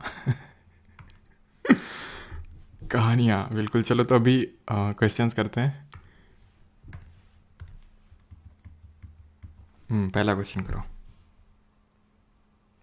सर सोचो बोलते हैं, अरे हाँ भाई कुछ चीज़ें हैं भाई जो मैं गलत बोलता हूँ, मैं अंधेले को अंधेरा बोलता हूँ, ठीक है। सोचो को सोचो बोलता हूँ, ठीक है। अब क्या करें भाई, बोलते आ रहे हैं तो आदत पड़ी हुई है। तुम भी कुछ ना कुछ बोलते होगे जो गलत बोलते होगे। अब बात यह है कि तुम पकड़े नहीं गए अभी तक, सिर्फ वाइब्रेशन। ऐसा कौन सा रेनबो था बल्ब में सर, हमें भी दिखाओ। उसके लिए तुमको अपनी आई का प्रेशर बढ़वाना पड़ेगा, बढ़वा लो, तुमको भी रेनबो दिखने लगेगा। सर्च करना ग्लोकोमा में रेनबो, ग्लोकोमा रेनबो। तो जो भी लाइट ऑब्जेक्ट होते हैं वो, यहाँ तक कि सन के अराउंड भी इस तरह से गोल गोल, जैसे ये मतलब बल्ब है तुम्हारा, तो इसके अराउंड पूरा रेनबो बन जाता है। I am fortunate, not fortunate, unfortunate ही मुझे देखने को मिला। What will be the focal length of a convex lens with the power of 2.5 dioptre. क्या होगा भाई इसका फोकल लेंथ? तो भाई फोकल लेंथ क्या होता है? 1/पावर। अब तुम बोलोगे नहीं नहीं sir, power is equal to 1/फोकल लेंथ। बात तो वही है ना, बात तो वही है। तो फोकल लेंथ 1/पावर यानी 1/2.5 मैं लिखूंगा, ठीक है। तो क्या पूछा है यहाँ पे? वॉट, ठीक है। तो यहाँ पे क्या आंसर हो जाएगा? यहाँ पे आंसर होगा ये और ये 2/5। 2/5 मतलब कि 0.4 मीटर, लेकिन सेंटीमीटर में है तो मीटर को सेंटीमीटर बदलने के लिए 100 से गुणा करोगे, मल्टीप्लाई करोगे तो 40 सेंटीमीटर। क्योंकि कॉन्वेक्स लेंस है इसलिए पॉजिटिव साइन लगा हुआ है, अगर नेगेटिव होता तो कॉनकेव होता, ठीक है। An image which can be obtain on a screen is called as. एक छवि जिसे स्क्रीन पर प्राप्त किया जा सकता है उसको क्या बोलते हैं? वेक्टर इमेज, आभासी छवि यानी कि वर्चुअल इमेज, नहीं रियल इमेज बोलते हैं। और रियल इमेज हमेशा कैसी होती है? इसके साथ, रियल के साथ हमें क्या फ्री में मिलता है? तो रियल इमेज जो है हमेशा इन्वर्टेड होती है, उल्टी होती है। रियल इमेज हमेशा ऐसी बनती है। और वर्चुअल इमेज जो है हमेशा इरेक्ट बनती है, सीधी बनती है। Dash are formed when an opaque object comes in the path of light. Dash तक बनते हैं जब कोई अपारदर्शी वस्तु प्रकाश के मार्ग में आती है। तो क्या बनते हैं, क्या होता है? तो रिफ्लेक्शन, ठीक है। जब कोई ओपेक ऑब्जेक्ट, ओपेक का मतलब वो होता है वो ऑब्जेक्ट जो लाइट को आर पार नहीं करता है। जैसे आपका जो मान लो ट्रांसपेरेंट ग्लास है तो वो लाइट को आर पार कर देता है, आर पार कर देता है। हाँ वो बात अलग है कि रिफ्रैक्शन हो जाता है। लेकिन जो ओपेक ऑब्जेक्ट होते हैं जैसे कि आपकी दीवार है, आपका बॉटल है, आपका कुछ भी है, जो चीज़ें हम देख पा रहे हैं तो क्यों वो ओपेक हैं, ठीक है। तो वो लाइट को रिफ्लेक्ट करके हमें दिखा रहे हैं। White light is a mixture of how many colours. कितने कलर होते हैं वाइट लाइट में? तुमने देखे थे कितने होते हैं? विबग्योर होते हैं, विब ग्योर होता है, ठीक है। रेड की वेवलेंथ सबसे ज़्यादा, वॉयलेट की सबसे कम, यानी कि 1 2 3 4 5 6 7। आंसर क्या हो जाएगा? ऑप्शन नंबर डी 7, ठीक है। तो न्यूटन जी ने एक्सपेरिमेंट किया था जब उन्होंने व्हाइट लाइट को पास किया तो 7 डिफरेंट कलर्स, और न्यूटन जी ने फिर ये देखा कि फिर इसके आगे प्रिज्म रख दिया। न्यूटन जी को लगा फिर और तोड़ते हैं इन सारी लाइटों को, फिर वो टूटी नहीं। बोले न्यूटन जी ज़्यादा हो यार, ठीक है। तो न्यूटन जी बोलते हैं चलो कोई नहीं, कंफर्म कर लेते हैं एक बार। तो न्यूटन जी ने क्या किया? न्यूटन जी ने एक प्रिज्म और रख दिया उल्टा करके। तो ये जो 7 लाइट मिली थी ये फिर से व्हाइट लाइट में बदल गई, उल्टा रखने पर व्हाइट लाइट में बदल गई, ठीक है। Fifth, the materials through which things can be seen are called as. वह सामग्री जिसके माध्यम से चीज़ें देखी जा सकती हैं आर पार। देखो कितना आसान सा क्वेश्चन पूछा MTS 2023 में, ठीक है। तो क्या होंगे? ओपेक मटेरियल्स होंगे, ठीक है। Raman wants to use a negative view, use a rear view in his vehicle, rear view mirror in his vehicle. Which type of mirror should he pick for it? और एक चीज़ मैंने गलती से आई थिंक जो सोलर ब्लास्ट फर्नेस है, notes में तो सही करवाई दिया था मैंने, सोलर ब्लास्ट फर्नेस में कॉनकेव मिरर यूज़ होता है, ठीक है। कॉनकेव मिरर, मैंने वो आई थिंक गलती से लेंस बोल दिया था वो, ठीक है। तो ध्यान रखना कॉनकेव मिरर यूज़ होता है, अवतल दर्पण का इस्तेमाल होता है। लेंस थोड़ी ना यूज़ करेंगे सोलर के लिए, सोलर में इतनी सारी लाइट आ रहा है, लेंस छोटे छोटे होते हैं। तो which type of mirror should he pick for it? तो रियर व्यू का यूज़ करना है, यानी कि जो गाड़ी के हमारे कान होते हैं, यानी कि जो पीछे देखने के लिए, यानी कि जहाँ पे एक तरह से बहुत सारी चीज़ें देखनी होती हैं, तो हम यहाँ पे कॉन्वेक्स मिरर का यूज़ करेंगे जो कि एक तरह का डाइवर्जिंग मिरर है। जहाँ पे चीज़ों को थोड़ा सा बड़ा करके देखना होता है तो वहाँ पे हम कॉनकेव मिरर का यूज़ करते हैं, जो कि जो कि एक तरह से कॉन्वर्जिंग मिरर होता है। जैसे कॉनकेव मिरर की बात करें तो सोलर ब्लास्ट फर्नेस में यूज़ करेंगे, प्लस जो डेंटिस्ट यूज़ करते हैं वो, प्लस जो हम लोग शेविंग मिरर के तौर पे यूज़ करते हैं वो, तो ये सारे कॉनकेव मिरर ही यूज़ होते हैं यहाँ पे, ठीक है। अच्छा बताइए, स्ट्रीट लाइट रिफ्लेक्टर में किसका यूज़ करते हैं? The dash of a ray is the angle measured from the reflected ray to the normal surface. हाँ तो क्या होगा? बहुत आसान है।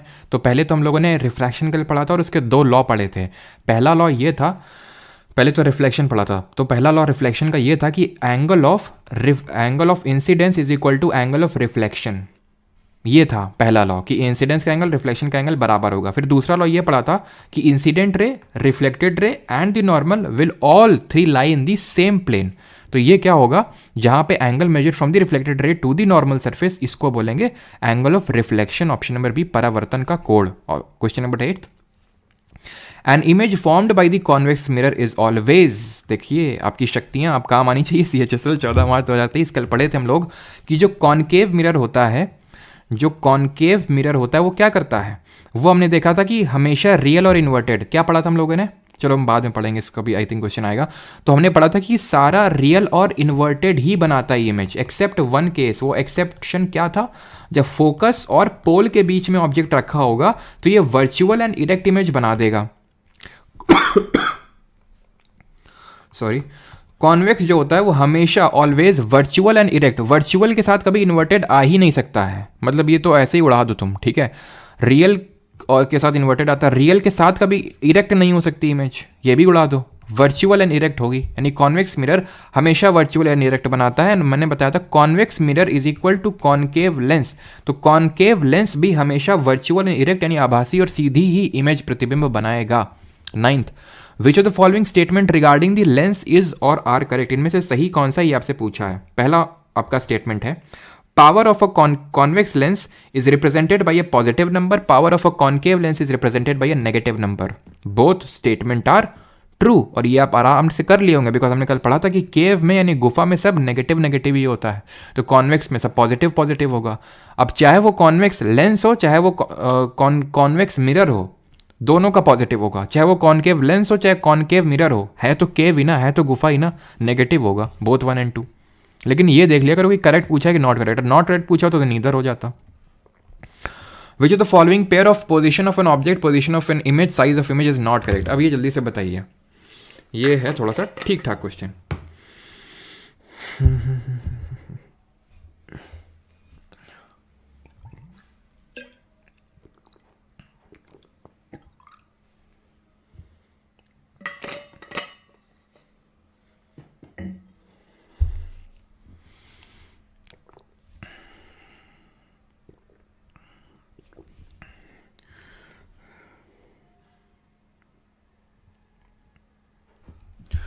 चलिए तो इस क्वेश्चन को करते हैं अभी। क्या चेक 5 ट्रांसपेरेंट, क्या the metal through which things, okay okay okay okay okay okay okay okay, जिससे आर पार देखा जा सके, ठीक है, और जिससे ना देखा जा सके ओपेक, ठीक है। चलिए तो 10th करते हैं अभी। तो हमने पढ़ा था कि भाई कॉनकेव मिरर में हमने क्या पढ़ा था, जब फोकस में होगा इमेज ऑब्जेक्ट, ऑब्जेक्ट की बात हो रही है ना, ऑब्जेक्ट, ठीक है। तो हमने इस तरह से पढ़ा था, सबसे पहले इस तरह से कि ऑब्जेक्ट अगर इन्फिनिटी पे होगा तो इमेज फोकस पे है, बियॉन्ड सेंटर ऑफ कर्वेचर होगा तो एफ एंड सी के बीच में, ऑब्जेक्ट सी पे होगा इमेज भी सी पे होगी। अगर ऑब्जेक्ट सी एंड एफ के बीच में होगा तो कहाँ पे बनेगा, बियॉन्ड सी, ठीक है, बियॉन्ड सी बनेगा। और अगर आप फोकस पे लाके खड़ा कर देंगे, फोकस पे लाके खड़ा कर देंगे तो इमेज भी कहाँ पे बनेगी, इन्फिनिटी पे बनेगी। तो फोकस पे अगर ऑब्जेक्ट है तो इन्फिनिटी बनेगी, बिल्कुल, मतलब ये पूछा क्या, नॉट करेक्ट पूछा, ठीक है। तो इसको हटा देते हैं, तो ऑब्जेक्ट अगर फोकस पे तो इन्फिनिटी बनेगा, बिटवीन सी एंड एफ है तो बियॉन्ड सी बनेगा, देखो ठीक है, ये भी सही है। और बियॉन्ड सी है तो एफ एंड सी के बीच में बनेगा, ये भी सही है, ठीक है। और एट इन्फिनिटी है तो फोकस में बनेगा, ना कि at centre of curvature. Centre of curvature तो तब बनता है जब सेंटर ऑफ कर्वेचर भी होता है। और कैसे यहाँ पे देखा था, highly diminished, same size, enlarged, highly enlarged. और छठा केस क्या था, एक्सेप्शन केस, जहाँ पे फोकस और पोल के बीच में रखा हुआ था। और यहाँ पे इमेज जो है कैसी बन रही थी, यहाँ पे इमेज वर्चुअल बन रही थी, या सब केस में रियल इन्वर्टेड, और यहाँ पे virtual and direct and magnified भी बनेगी, बड़ी भी बनेगी। 11th, if u is the object distance, v is the image distance, f is the focal length, f is the local length, f is the focal length, ठीक है।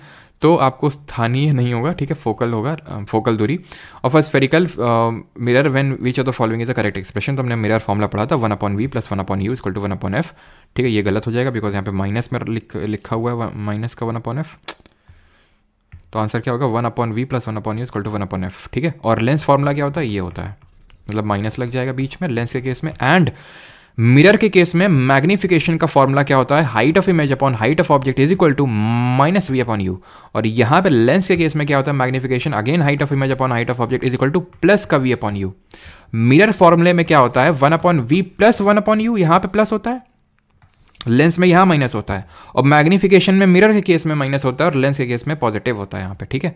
12th, this splitting of white light into its component colours is called as. तो जहाँ पे हमारी white light different colours में टूट जाती है, इसको क्या बोलते हैं, इसको हम बोलते हैं परिक्षेपण, फैलाव, यानी कि option number D dispersion. The reflection on a bathroom mirror, the lake and the glare on a pair of glasses are caused by which type of reflection. तो रिफ्लेक्शन भी कई टाइप के होते हैं, तो ये जो होता है ये सारी चीज़ें स्पेक्युलर रिफ्लेक्शन यानी कि परावर्तक प्रतिबिंब की वजह से होता है। Gold and copper happen to absorb dash and violet light leaving yellow light. तो गोल्ड और कॉपर से यूजुअली हमें येलोइश कलर की लाइट देखने को मिलती है, पीली पीली, ठीक है। तो यहाँ पे पीली लाइट देखने को मिलती है, क्यों, क्योंकि वो वॉयलेट को और ब्लू को एब्जॉर्ब कर लेता है, ठीक है। Question number 16th, the absolute refractive index of this. अब एब्सोल्यूट क्या होता है, एब्सोल्यूट रिफ्रैक्टिव इंडेक्स, एब्सोल्यूट जब टर्म का लिखे ना, इसका मतलब है एयर के रिस्पेक्ट में, कि speed of that light in air, ठीक है, और speed of light in that medium. तो 2.42 किस में होता है, कल बताए थे, डायमंड का सबसे ज़्यादा होता है रिफ्रैक्टिव इंडेक्स। एयर में 1 होता है, वाटर में 1.33 होता है, और इसमें और डायमंड में होता है 2.42। विच type of following types of mirror show a lateral inversion of light. कहाँ पे पार्श्व व्युत्क्रम दर्शाते हैं, कौन से तरह के होते हैं हमारे। तो कल हम लोगों ने देखा था 2 टाइप के मिरर्स होते हैं, एक प्लेन मिरर होता है और एक स्फेरिकल मिरर होते हैं। स्फेरिकल मिरर 2 टाइप के होते हैं, कॉनकेव जिसकी पीठ रंगी होती है, पॉलिश्ड होती है, कर्व्ड इनसाइड जो होता है वो रिफ्लेक्टिंग कर्व होती है, और अगर हम बात करें ये होता है हमारा कॉन्वेक्स मिरर जिसका अंदर पेट समझ सकते हो वो पॉलिश्ड है, और इसका जो रिफ्लेक्टिंग सरफेस होता है इट इज कर्व्ड आउटवर्ड्स। और जो हमारा प्लेन मिरर होता है समतल दर्पण, ये ऑब्जेक्ट अगर इसकी एक्स डिस्टेंस पे रखा है, इमेज फॉर्मेशन हम लोगों ने कल पढ़ा था, तो जो इमेज है वो सेम डिस्टेंस पे ही बनती है, सेम साइज की बनती है, वर्चुअल इमेज बनती है क्योंकि इमेज मिरर के पीछे बन रही है। वर्चुअल इमेज है तो इरेक्ट होगी, सीधी होगी, सीधी तो है लेकिन लेफ्ट का राइट, राइट का लेफ्ट, यानी कि लेटरल इन्वर्जन हो जाता है। तो option number D plane mirror सही, सबका सही आंसर है। अविष्ठा, यश, सत्य, पिंक फेदर्स, चयन रॉय, सबका सही है। दी कलर ऑफ दी, और एक स्टूडेंट है बंगाल का ही, वेस्ट बंगाल का आई थिंक, उसका ऑल इंडिया रैंक कितना आया है CGL में, मतलब आई थिंक बैच के स्टूडेंट था वो, 23 या 33, 23 है, सॉरी 23 नहीं है, कितना है, मतलब उसने काफ़ी अच्छा वीडियो आज शेयर किया था, स्टेटस में लगाया था, मैं सोचा था शेयर करेंगे उसको, ठीक है। तो लेकिन वो बोल रहा है कि सर अभी CGL 23, हाँ 23 आई है, यूनिस नाम है उसका, ठीक है। और मतलब शेयर करने का मैंने इसलिए सोचा था बिकॉज होता क्या ना कि ठीक है सारी रैंक से इंपॉर्टेंट होती हैं, चाहे 200 है, चाहे 400 है, चाहे 1000 है, ठीक है, 1500 रैंक है, सबने अपनी मेहनत की होती है। लेकिन वो बंदा काफ़ी हम्बल बैकग्राउंड से मुझे लगा, ठीक है, काफ़ी हम्बल बैकग्राउंड से, मतलब कोई चर्चा ही नहीं है, ठीक है। तो मुझे लगता है ऐसे चीज़ें जो है अननोटिस नहीं जानी चाहिए, और क्योंकि उसने आई थिंक अपने अर्लियर अटैम्प्ट में ही उसने निकाला है, एंड बहुत हम्बल है वो, ठीक है। तो मैं कोशिश करूँगा अगर मैं शेयर कर सकूँ तो, ठीक है। 23 रैंक है, यूनस नाम है इसका, द वेस्ट बंगाल से ही I think. The colour of the clear sky is blue due to the phenomena of. तो ब्लू क्यों है, ब्लू क्यों है कलर, तो हमने देखा था ब्लू कोई भी रंग, रंग मतलब स्कैटरिंग खत्म, प्रकीर्णन, पोजीशन तो रिफ्रैक्शन, ठीक। LED का फुल फॉर्म क्या होता है, LED का फुल फॉर्म क्या होता है। सर आप कभी स्टेनो वाले क्वेश्चन क्यों नहीं कराते मानसी वाजपेयी जी, आप ऑब्जर्व ही नहीं कर पाए इससे पहले जो भी हम PYQ, अच्छा यहाँ पे आप बोल रहे हो, ठीक है। अब हम स्टेनो को ही लेके आएंगे, ठीक है। अब स्टेनो को, वैसे तो PYQ सीरीज में स्टेनो के भी कराता हूँ। नेम है Yunus, YUNUS, light emitting diode, ठीक है। ऑप्शन नंबर बी यहाँ पे सही आंसर होगा। और अच्छा LCD का बता दो, LCD का क्या होता है जल्दी से। Which phenomena deals with the scattering of light by molecules of a medium when they are excited to vibrational energy levels?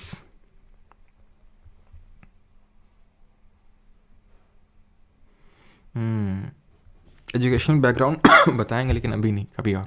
तो यहाँ पे क्या आंसर होगा, यही मैंने आपको पढ़ाया नहीं है, तो ध्यान रखना एक चीज़ को। पहले बात तो जो रैले है ना, इन्होंने ही स्कैटरिंग के बारे में बताया था, प्रकीर्णन के बारे में, लेकिन ये जो यहाँ पे लिखा हुआ है ये 11th 12th तो 11th 12th में भी नहीं, आई थिंक अब तो जब मैंने तो जब पढ़ा था तब तो नहीं होता था, लेकिन आई थिंक ये जब आप बैचलर ऑफ साइंस थोड़ा सा हायर उसमें जाते हो तब थी, पहले तो नहीं थी, हो सकता है अभी 12th वगैरह में आ गई हूँ चीज़ें। लेकिन इसको बोलते हैं रमन इफेक्ट, जो कि हमारे CV रमन जी ने इन्वेंट किया था। The phenomena of deviation of light rays from their original path when they pass from one medium to another is called as. Deviation हो रहा है पाथ से, जाना इधर चाहिए था, चली इधर गई, क्या बोलते हैं इसको? रिफ्रैक्शन। रिफ्लेक्शन तो सीधे पलट जाना, ठीक है, रिफ्रैक्शन बोलते हैं। डेविएशन हो गया ओरिजिनल पाथ से एक मीडियम से दूसरा, यानी कि जब हमने पढ़ा था रेयर मीडियम से डेंसर मीडियम में जाती हैं तो bend towards the normal, towards the normal, और दूसरे केस में जब डेंसर से रेयर में जाती हैं तो away from the normal. 23rd, what is the name of the phenomena? बस 2-3 क्वेश्चन और बाकी हैं, आप में से काफ़ी लोगों ने तो क्वेश्चन लगा भी लिए होंगे, मुझे पता है ना? कहाँ से लगाएं? What is the name of the phenomena in which mountain tops acquire a rosy और orange hue around sunrise and sunset? तो ये ह्यू क्यों होता है भाई? ये जो रेड कलर का होता है, आप में से काफ़ी लोग हिमाचल से भी होंगे, है ना, हिमाचल उत्तराखंड से भी, तो ये ह्यू आपने देखा होगा, ये जहाँ पे जब आता है मतलब सनलाइट पड़ता है तो ये ऑरेंजिश कलर का बनता है ये, ठीक है, मतलब इसके टॉप पे बड़ा अच्छा लगता है, ठीक है। तो इसका सही आंसर क्या होगा? इसको बोलते हैं एल्पेन ग्लो, एल्पेन लीबिब याद आ रहे हैं बचपन के दिन? एल्पेन लीबिब अभी नहीं आती ना, एल्पेन ग्लो। अगला क्वेश्चन है 24, the total number of images formed by 2 mirrors inclined at 120 degree to each, यानी 2 मिरर हैं जो कि इस तरह से कि मान लेते हैं कि 120 डिग्री में, ठीक है, 120 डिग्री में एक दूसरे से अलाइंड है, तो 120 डिग्री में है, तो पूछ रहा है कि अगर कोई ऑब्जेक्ट रख दें तो कितनी नंबर ऑफ इमेजेस बनेंगी। तो यहाँ पे हम करेंगे, क्या है आपका यहाँ पे, ओके, तो 360 by theta, 360 by theta, theta मतलब एंगल कितना है, तो 360 एंगल है 120, आंसर है इसका ऑप्शन नंबर सी 3। अगर ऑड मतलब अगर ये आपका ई मतलब ऑड है, ठीक है, तो ऑप्शन नंबर 3 यहाँ पे सही, मतलब सी जिसमें 3 लिखा हुआ वो सही आपका आंसर है, ठीक है। Which among the following has its refractive index closest to that of the crown glass? Crown glass ही थोड़ा सा बनराकस टाइप क्वेश्चन है बोलूँगा, बिकॉज क्राउन ग्लास का भी पता होना चाहिए और सबका पता होना चाहिए। डायमंड का तो चलो याद है 2.42, तो डायमंड तो आंसर नहीं होगा क्योंकि क्राउन ग्लास इसके आसपास तो नहीं था। इसका आंसर कैनेडा ब्लाजम होगा, ठीक है, कैनेडा बाल्सम, कैनेडा बाल्सम होगा इसका आंसर, ऑप्शन नंबर ए। 26, ये आखिरी क्वेश्चन है। डैश स्टेट्स दी, इसका फिजिक्स से कोई लेना देना नहीं है, केमिस्ट्री का ये क्वेश्चन है, लेकिन अब क्वेश्चन आ गया सामने तो कर लेते हैं, नहीं तो केमिस्ट्री में पढ़ेंगे। Dash states at the rate of diffusion of gases are inversely proportional to the square roots of their densities among similar conditions of temperature and pressure, यानी कि जितना गैस का ज़्यादा डेंसिटी होगा उतना कम डिफ्यूजन, जितना कम उतना ज़्यादा, मतलब इस तरह से डिफ्यूजन का कॉन्सेप्ट जो हम केमिस्ट्री में पढ़ेंगे वो देता है ये लॉ, जिसको कि हम बोलते हैं ग्राहम्स लॉ। इसको आप एलिमिनेट कर सकते थे, टिंडल लॉ में तो मैंने आपको कुछ ऐसा पढ़ाया नहीं, केमिस्ट्री में पढ़ेंगे तो भी हम ऐसा कुछ नहीं पढ़ेंगे। पास्कल्स लॉ भी पढ़ चुके हैं, पास्कल प्रेशर की यूनिट है, तो प्रेशर से रिलेटेड यहाँ प्रेशर से कुछ लेना देना नहीं है, वैसे लिखा तो है लेकिन यहाँ पे प्रेशर लेना देना नहीं है उससे। केपलर्स हम पढ़ चुके हैं, ये प्लानिटरी लॉज हैं, केपलर के 3 प्लानिटरी लॉ पढ़े थे हम लोगों ने। पहला था लॉ ऑफ ऑर्बिट, कि जो ऑर्बिट में प्लैनेट घूमते हैं सन के अराउंड वो इलिप्टिकल ऑर्बिट होता है। दूसरा हमारा क्या था? दूसरा था लॉ ऑफ एरिया, कि वो इक्वल एरिया स्वीप करते हैं। तीसरा था लॉ ऑफ टाइम पीरियड, जहां पे हमने क्या पढ़ा था, जल्दी से आप बताएंगे क्या हमने रिलेशनशिप पढ़ा था टाइम और रेडियस के बीच में, या फिर distance between the sun and planet के बीच में। अब यहाँ पे हम पढ़ेंगे ह्यूमन आई के जो क्वेश्चंस हैं उनको, ज़्यादा क्वेश्चंस नहीं है, थोड़े से ही, जल्दी से कर लीजिए। पहला क्वेश्चन है ये, why can you not see objects in a dim lit room when you come from a brightly lit room? जब आप तेज रोशनी वाले कमरे से आते हैं तो आप मंद रोशनी वाले कमरे में वस्तुएं क्यों नहीं देख पाते हैं? क्योंकि आप देखना नहीं चाहते हैं। हाँ बिल्कुल सही, टाइम एरिया। सबसे पहले आंसर आया रजनीश कुमार का, बिल्कुल सही बताया रजनीश ने। T² प्रोपोर्शनल टू R3, मतलब दोनों प्रोपोर्शनल होते हैं, यानी कि अगर ज़्यादा डिस्टेंस होगी तो ज़्यादा टाइम लेगा, लेकिन इस प्रोपोर्शन में। चलिए तो इसको हम देख लेते हैं। तो why can you not see objects in a dim lit room when you come from bright lit? तो क्यों होता है? क्योंकि आपकी जो पीपल है वो छोटी हो रखी होती है जब आप ब्राइट में होते हैं, क्योंकि वो चाहता है पीपल कि आप कम आपके लाइट मतलब एंटर करे आई में, ठीक है। तो iris dilates the I lens to allow less light to enter, the iris contracts the pupil to allow less light to enter the eye, ठीक है, option number B. Right, cornea नहीं contract करता, iris contract करता है people को, और ciliary muscle contract करती हैं लेंस को, जिससे पावर ऑफ एकोमोडेशन होता है, जिससे least distance of distinct vision कितनी होती है जरा बताइए। Myopia is also known as, myopia को और क्या बोलते हैं? जहाँ पे पास का दिखता है, दूर का नहीं दिखता है, पास का दिखता है, नियर की साइट अच्छी है अभी, ठीक है, नियर साइटेडनेस बोलते हैं उसको, ठीक है। आगे बढ़ते हैं, और इसको किस टाइप के लेंस से सही करते हैं? अच्छा, फार साइटेडनेस क्या होती है? फार साइटेडनेस होती है हाइपरमेट्रोपिया, यानी कि दूर दृष्टि दोष, और हाइपरमेट्रोपिया को किससे सही करते हैं ये बताइए। तो मायोपिया में लेंस यूज करते हैं कॉनकेव ठीक है, बिकॉज हमारा जो लेंस है वो मोटा हो गया, उसका पावर ज़्यादा हो गया है, तो एक नेगेटिव वाला लगाना पड़ेगा। ठीक, और फार साइटेडनेस एक तरह से हाइपरमेट्रोपिया होती है, और इसको सही करने के लिए हमें कॉन्वेक्स लेंस का यूज़ करना पड़ता है। ठीक है, और बात करें एस्टिग्मेटिज्म की, तो ये एक तरह से यही है, एक टाइप ही है डिफेक्ट का, जहाँ पे आपका आई का जो कर्वेचर है, ठीक है, वो चेंज हो गया है। कर्वेचर मतलब वही कर्व उसका मोटा और पतला हो गया है, तो वही बोलते हैं उसको एस्टिग्मेटिज्म। ठीक है, प्रेस बायोपिया जहाँ पे बाई फोकल लेंस का यूज़ करना पड़ता है, बिकॉज उसमें मायोपिया हाइपरमेट्रोपिया दोनों हो चुका है। ये लेंस की फ्लेक्सिबिलिटी लूज या फिर लेंस के रिजिड होने की वजह से जो हो जाता है ये। ठीक है, behind the cornea there is a dark muscular structure, इसको क्या बोलते हैं, डार्क मस्कुलर स्ट्रक्चर होता है जो कि प्यूपिल को कंट्रोल करता है, और वो है आइरिस। अब तुमसे मैं क्वेश्चन पूछता हूँ जो मैं पूछना चाह रहा था, पहले भूल गया था, दिमाग से निकल गया था, अब पूछता हूँ। चारों ऑप्शन तुम्हारे सामने हैं, इनमें से कौन कलर ऑफ आई को डिटरमाइन करता है? आपने देखा होगा ना, वो नीली नीली आंखें तो क्यों होती वो आंखें नीली, या फिर किसी की भूरी मतलब ब्राउन होती हैं, ठीक है, ज़्यादातर लोगों की ब्लैक होती हैं, तो क्यों होती हैं वो ब्लू आइज़? तो ब्लू आइज़ या फिर किसी भी कलर ऑफ आइज़ हो, रेटिना, पिपल, आइरिस और लेंस में ये आइरिस की वजह से ही होती है, यानी आइरिस ही वो जो कलर आई को देता है वो आइरिस ही देता है। ठीक है, question number 30, people who wear bifocal lens have, तो उनको क्या होता है? तो उनको होता है रेटिना, ना ना ना रेटिना नहीं होता है, आइरिस होगा बिल्कुल।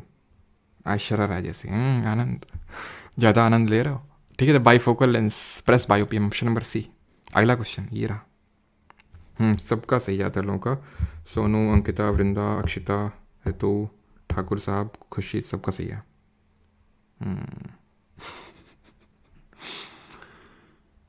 पिंक नहीं होती, नहीं नहीं नहीं। कैटरेक्ट, मिस्टर क्लार्क डिलीट क्या कर दिया कैटरेक्ट को लिख के। कैटरेक्ट मोतियाबिंद जब होता है मतलब एक तरह से पर्दा आ गया है आपकी, ठीक है, आंखों के सामने पर्दा आ गया, झिल्ली से आ गई, उस झिल्ली को आराम से हटा दिया जाता है। तो कैटरेक्ट ऐसा जेनेटिक नहीं ज़्यादा नहीं होता, और कैटरेक्ट को आराम से सही भी किया जा सकता है, इतना बड़ा डील नहीं होता है। ठीक है, चलिए, तो the part of the I which is responsible for the conversion of image of an object into neural signal, तो कौन करता है ये? रेटिना का काम होता है कि इमेज को न्यूरल सिग्नल्स में कन्वर्ट करेगा और इस न्यूरल सिग्नल्स को भेजेगा ब्रेन तक, optic nerves. The amount of light entering into I can be controlled by, तो इसको कौन कंट्रोल करता है? प्यूपिल कंट्रोल करता है। ये तो सबसे पहले लाइट के साथ कांटेक्ट में आता है, थोड़ा रिफ्रैक्शन करता है और आई डोनेशन के टाइम पे डोनेट किया जाता है। रेटिना पे इमेज फॉर्मेशन होता है। ठीक, अब क्वेश्चन है क्या? क्वेश्चन तो आ रहे हैं, चलो कर लेते हैं, बाकी देख दो होमवर्क है आपके लिए। Light ray enters the eye through the outer transparent structure the front of eyes called as, तो सबसे बाहरी वाला, बाहर का सबसे बाहर है, ट्रांसपेरेंट है, फ्रंट ऑफ द आई है। मिरर यूज्ड बाय डेंटिस्ट, कौन सा होगा? बड़ा करने के लिए, बड़ा करने के लिए कॉनकेव, सोलर ब्लास्ट फर्नेस में भी ये यूज़ होता है। रजत को हाइपरमेट्रोपिया हो गया, कोई रजत है यहाँ पे? व्हाट टाइप ऑफ लेंस, कौन सा यूज़ करोगे बताओ? What type of lens will the ophthalmologist recommend to, अगर तुम ऑप्थेल्मोलॉजिस्ट हो तो रजत को कौन सा दोगे तुम? हाइपरमेट्रोपिया अगर उसको है तो उसको दूर का तो दिख रहा है, पास का नहीं दिख रहा है। रजत मतलब इसकी रजत जी की एज हो रखी है काफ़ी, तो इनका होगा कौन सा? कॉन्वेक्स होगा। इनकी पावर कम हो गई तो पावर को और बढ़ाएंगे।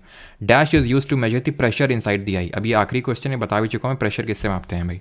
तो विस्कोमीटर से विस्कोसिटी यानी गाढ़ापन मापते हैं। विस्कोसिटी जैसे कि गाढ़ा, शहद ज़्यादा गाढ़ा होता है, पानी कम गाढ़ा होता है, तो यानी कि विस्कोसिटी शहद की ज़्यादा होगी। ओडोमीटर जो कि गाड़ियों में लगा होता है, जो गाड़ियों में व्हीकल्स में जो मीटर लगा होता है जो रीडिंग बताता है कितना किलोमीटर गाड़ी चली, दैट इज ओडोमीटर।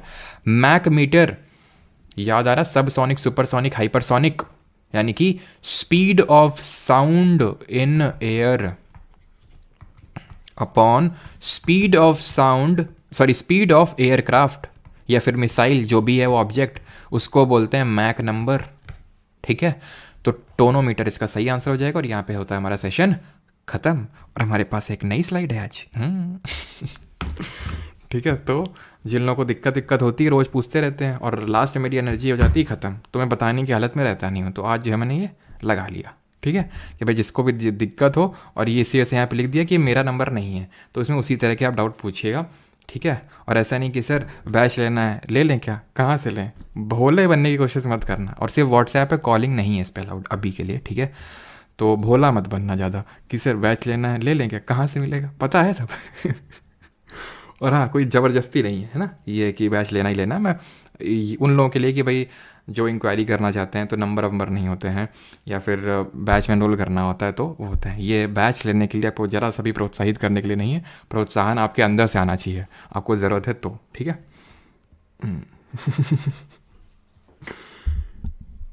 हाँ।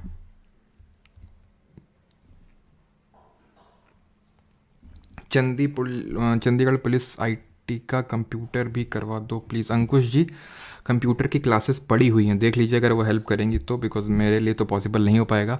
यूपी पुलिस वाले जान खा रखे हैं, IBS वाले जान खा रखे हैं, CSI वाले एथिक्स एंड मैनेजमेंट को लेके जान खा रखे हैं, ठीक है। ये तो सिर्फ यहाँ का बता रहा हूँ मैं आपको, ठीक है। CDS वाले अपना अलग लगे हुए हैं, और भी कुछ स्टूडेंट हैं अलग लगे हुए हैं।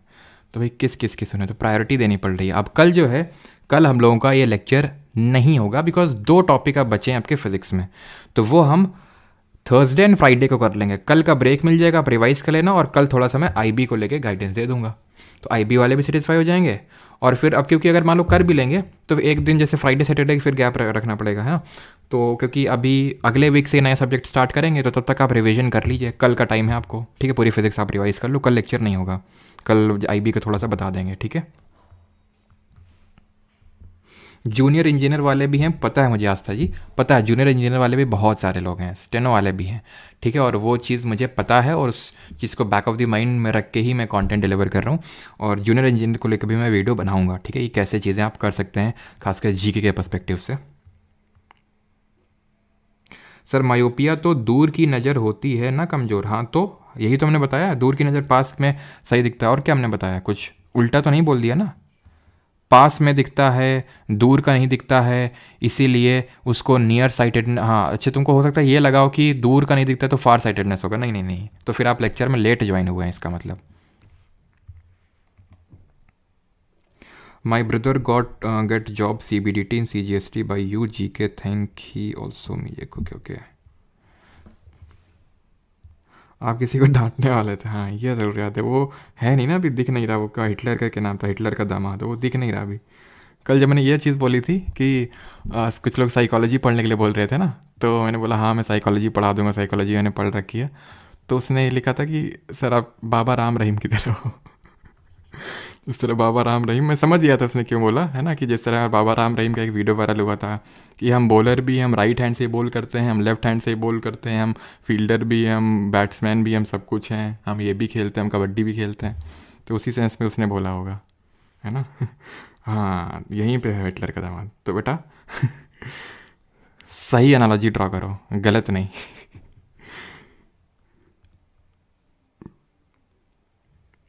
वॉलेट क्यों स्कैटर नहीं होता, वॉलेट की सबसे, किसने बोला स्कैटर नहीं होता, बिल्कुल होता है स्कैटर। क्वेश्चन नंबर 31 में क्या प्रॉब्लम है, द पार्ट ऑफ विच, ठीक है। तो रेटिना वो कन्वर्ट करता है, रेटिना में जो कौन सेल्स होती हैं, एंड देन वो जो है ऑप्टिक नर्व्स उसको ट्रांसफ़र करती हैं।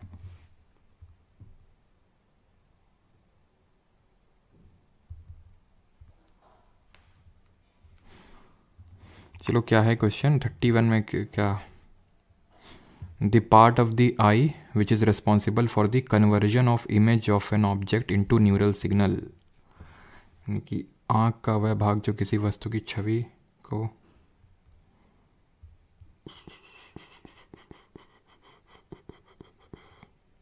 तो रेटिना तो ही होगा, क्या दिक्कत है इसमें,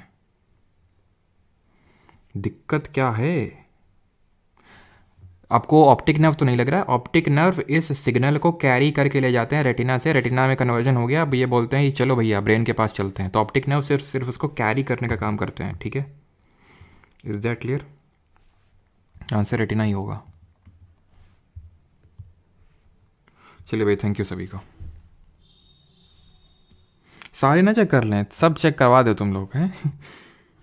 क्वेश्चन नंबर 1 2 3 4 5 6 7 8, हाँ थर्ड वाला, रुको थर्ड वाला क्या दिक्कत है, थर्ड वाला कहाँ गया, एक सेकेंड। सर आप स्पेशल क्लास लेते हो, वो भी लेंगे। Dash are formed when an opaque object comes in the path of light, यानी कि तब बनते हैं जब रिफ्लेक्शन शैडो।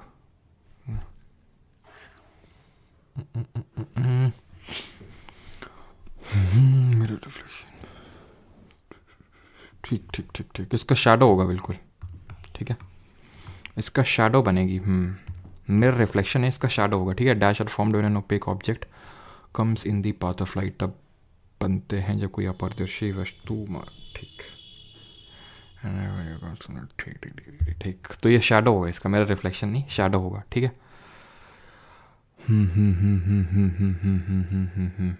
ठीक, मेरा रिफ्लेक्शन नहीं, इसका शैडो ही होगा, ठीक है। ओपेक ऑब्जेक्ट जब आते हैं तो परछाई बनती, छाया, बिल्कुल ये सही था, ठीक है। बाकी उसका तो वही होगा रेटिना, इसका आपका शैडो हो जाएगा, ओके।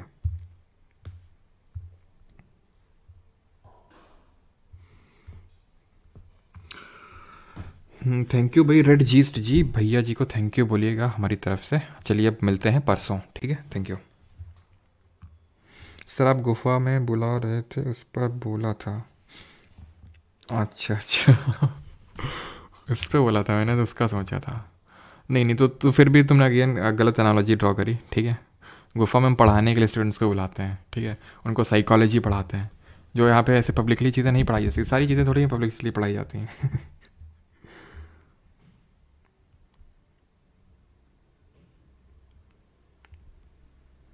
नेक्स्ट वार्तालाप भी जल्दी होगी, है ना, जल्दी होगी नेक्स्ट वार्तालाप भी, मोस्ट प्रॉब्ली संडे को हो, शायद संडे को, है ना।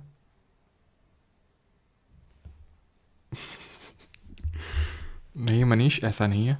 चलो भाई, थैंक यू, और मिलते हैं परसों, धन्यवाद।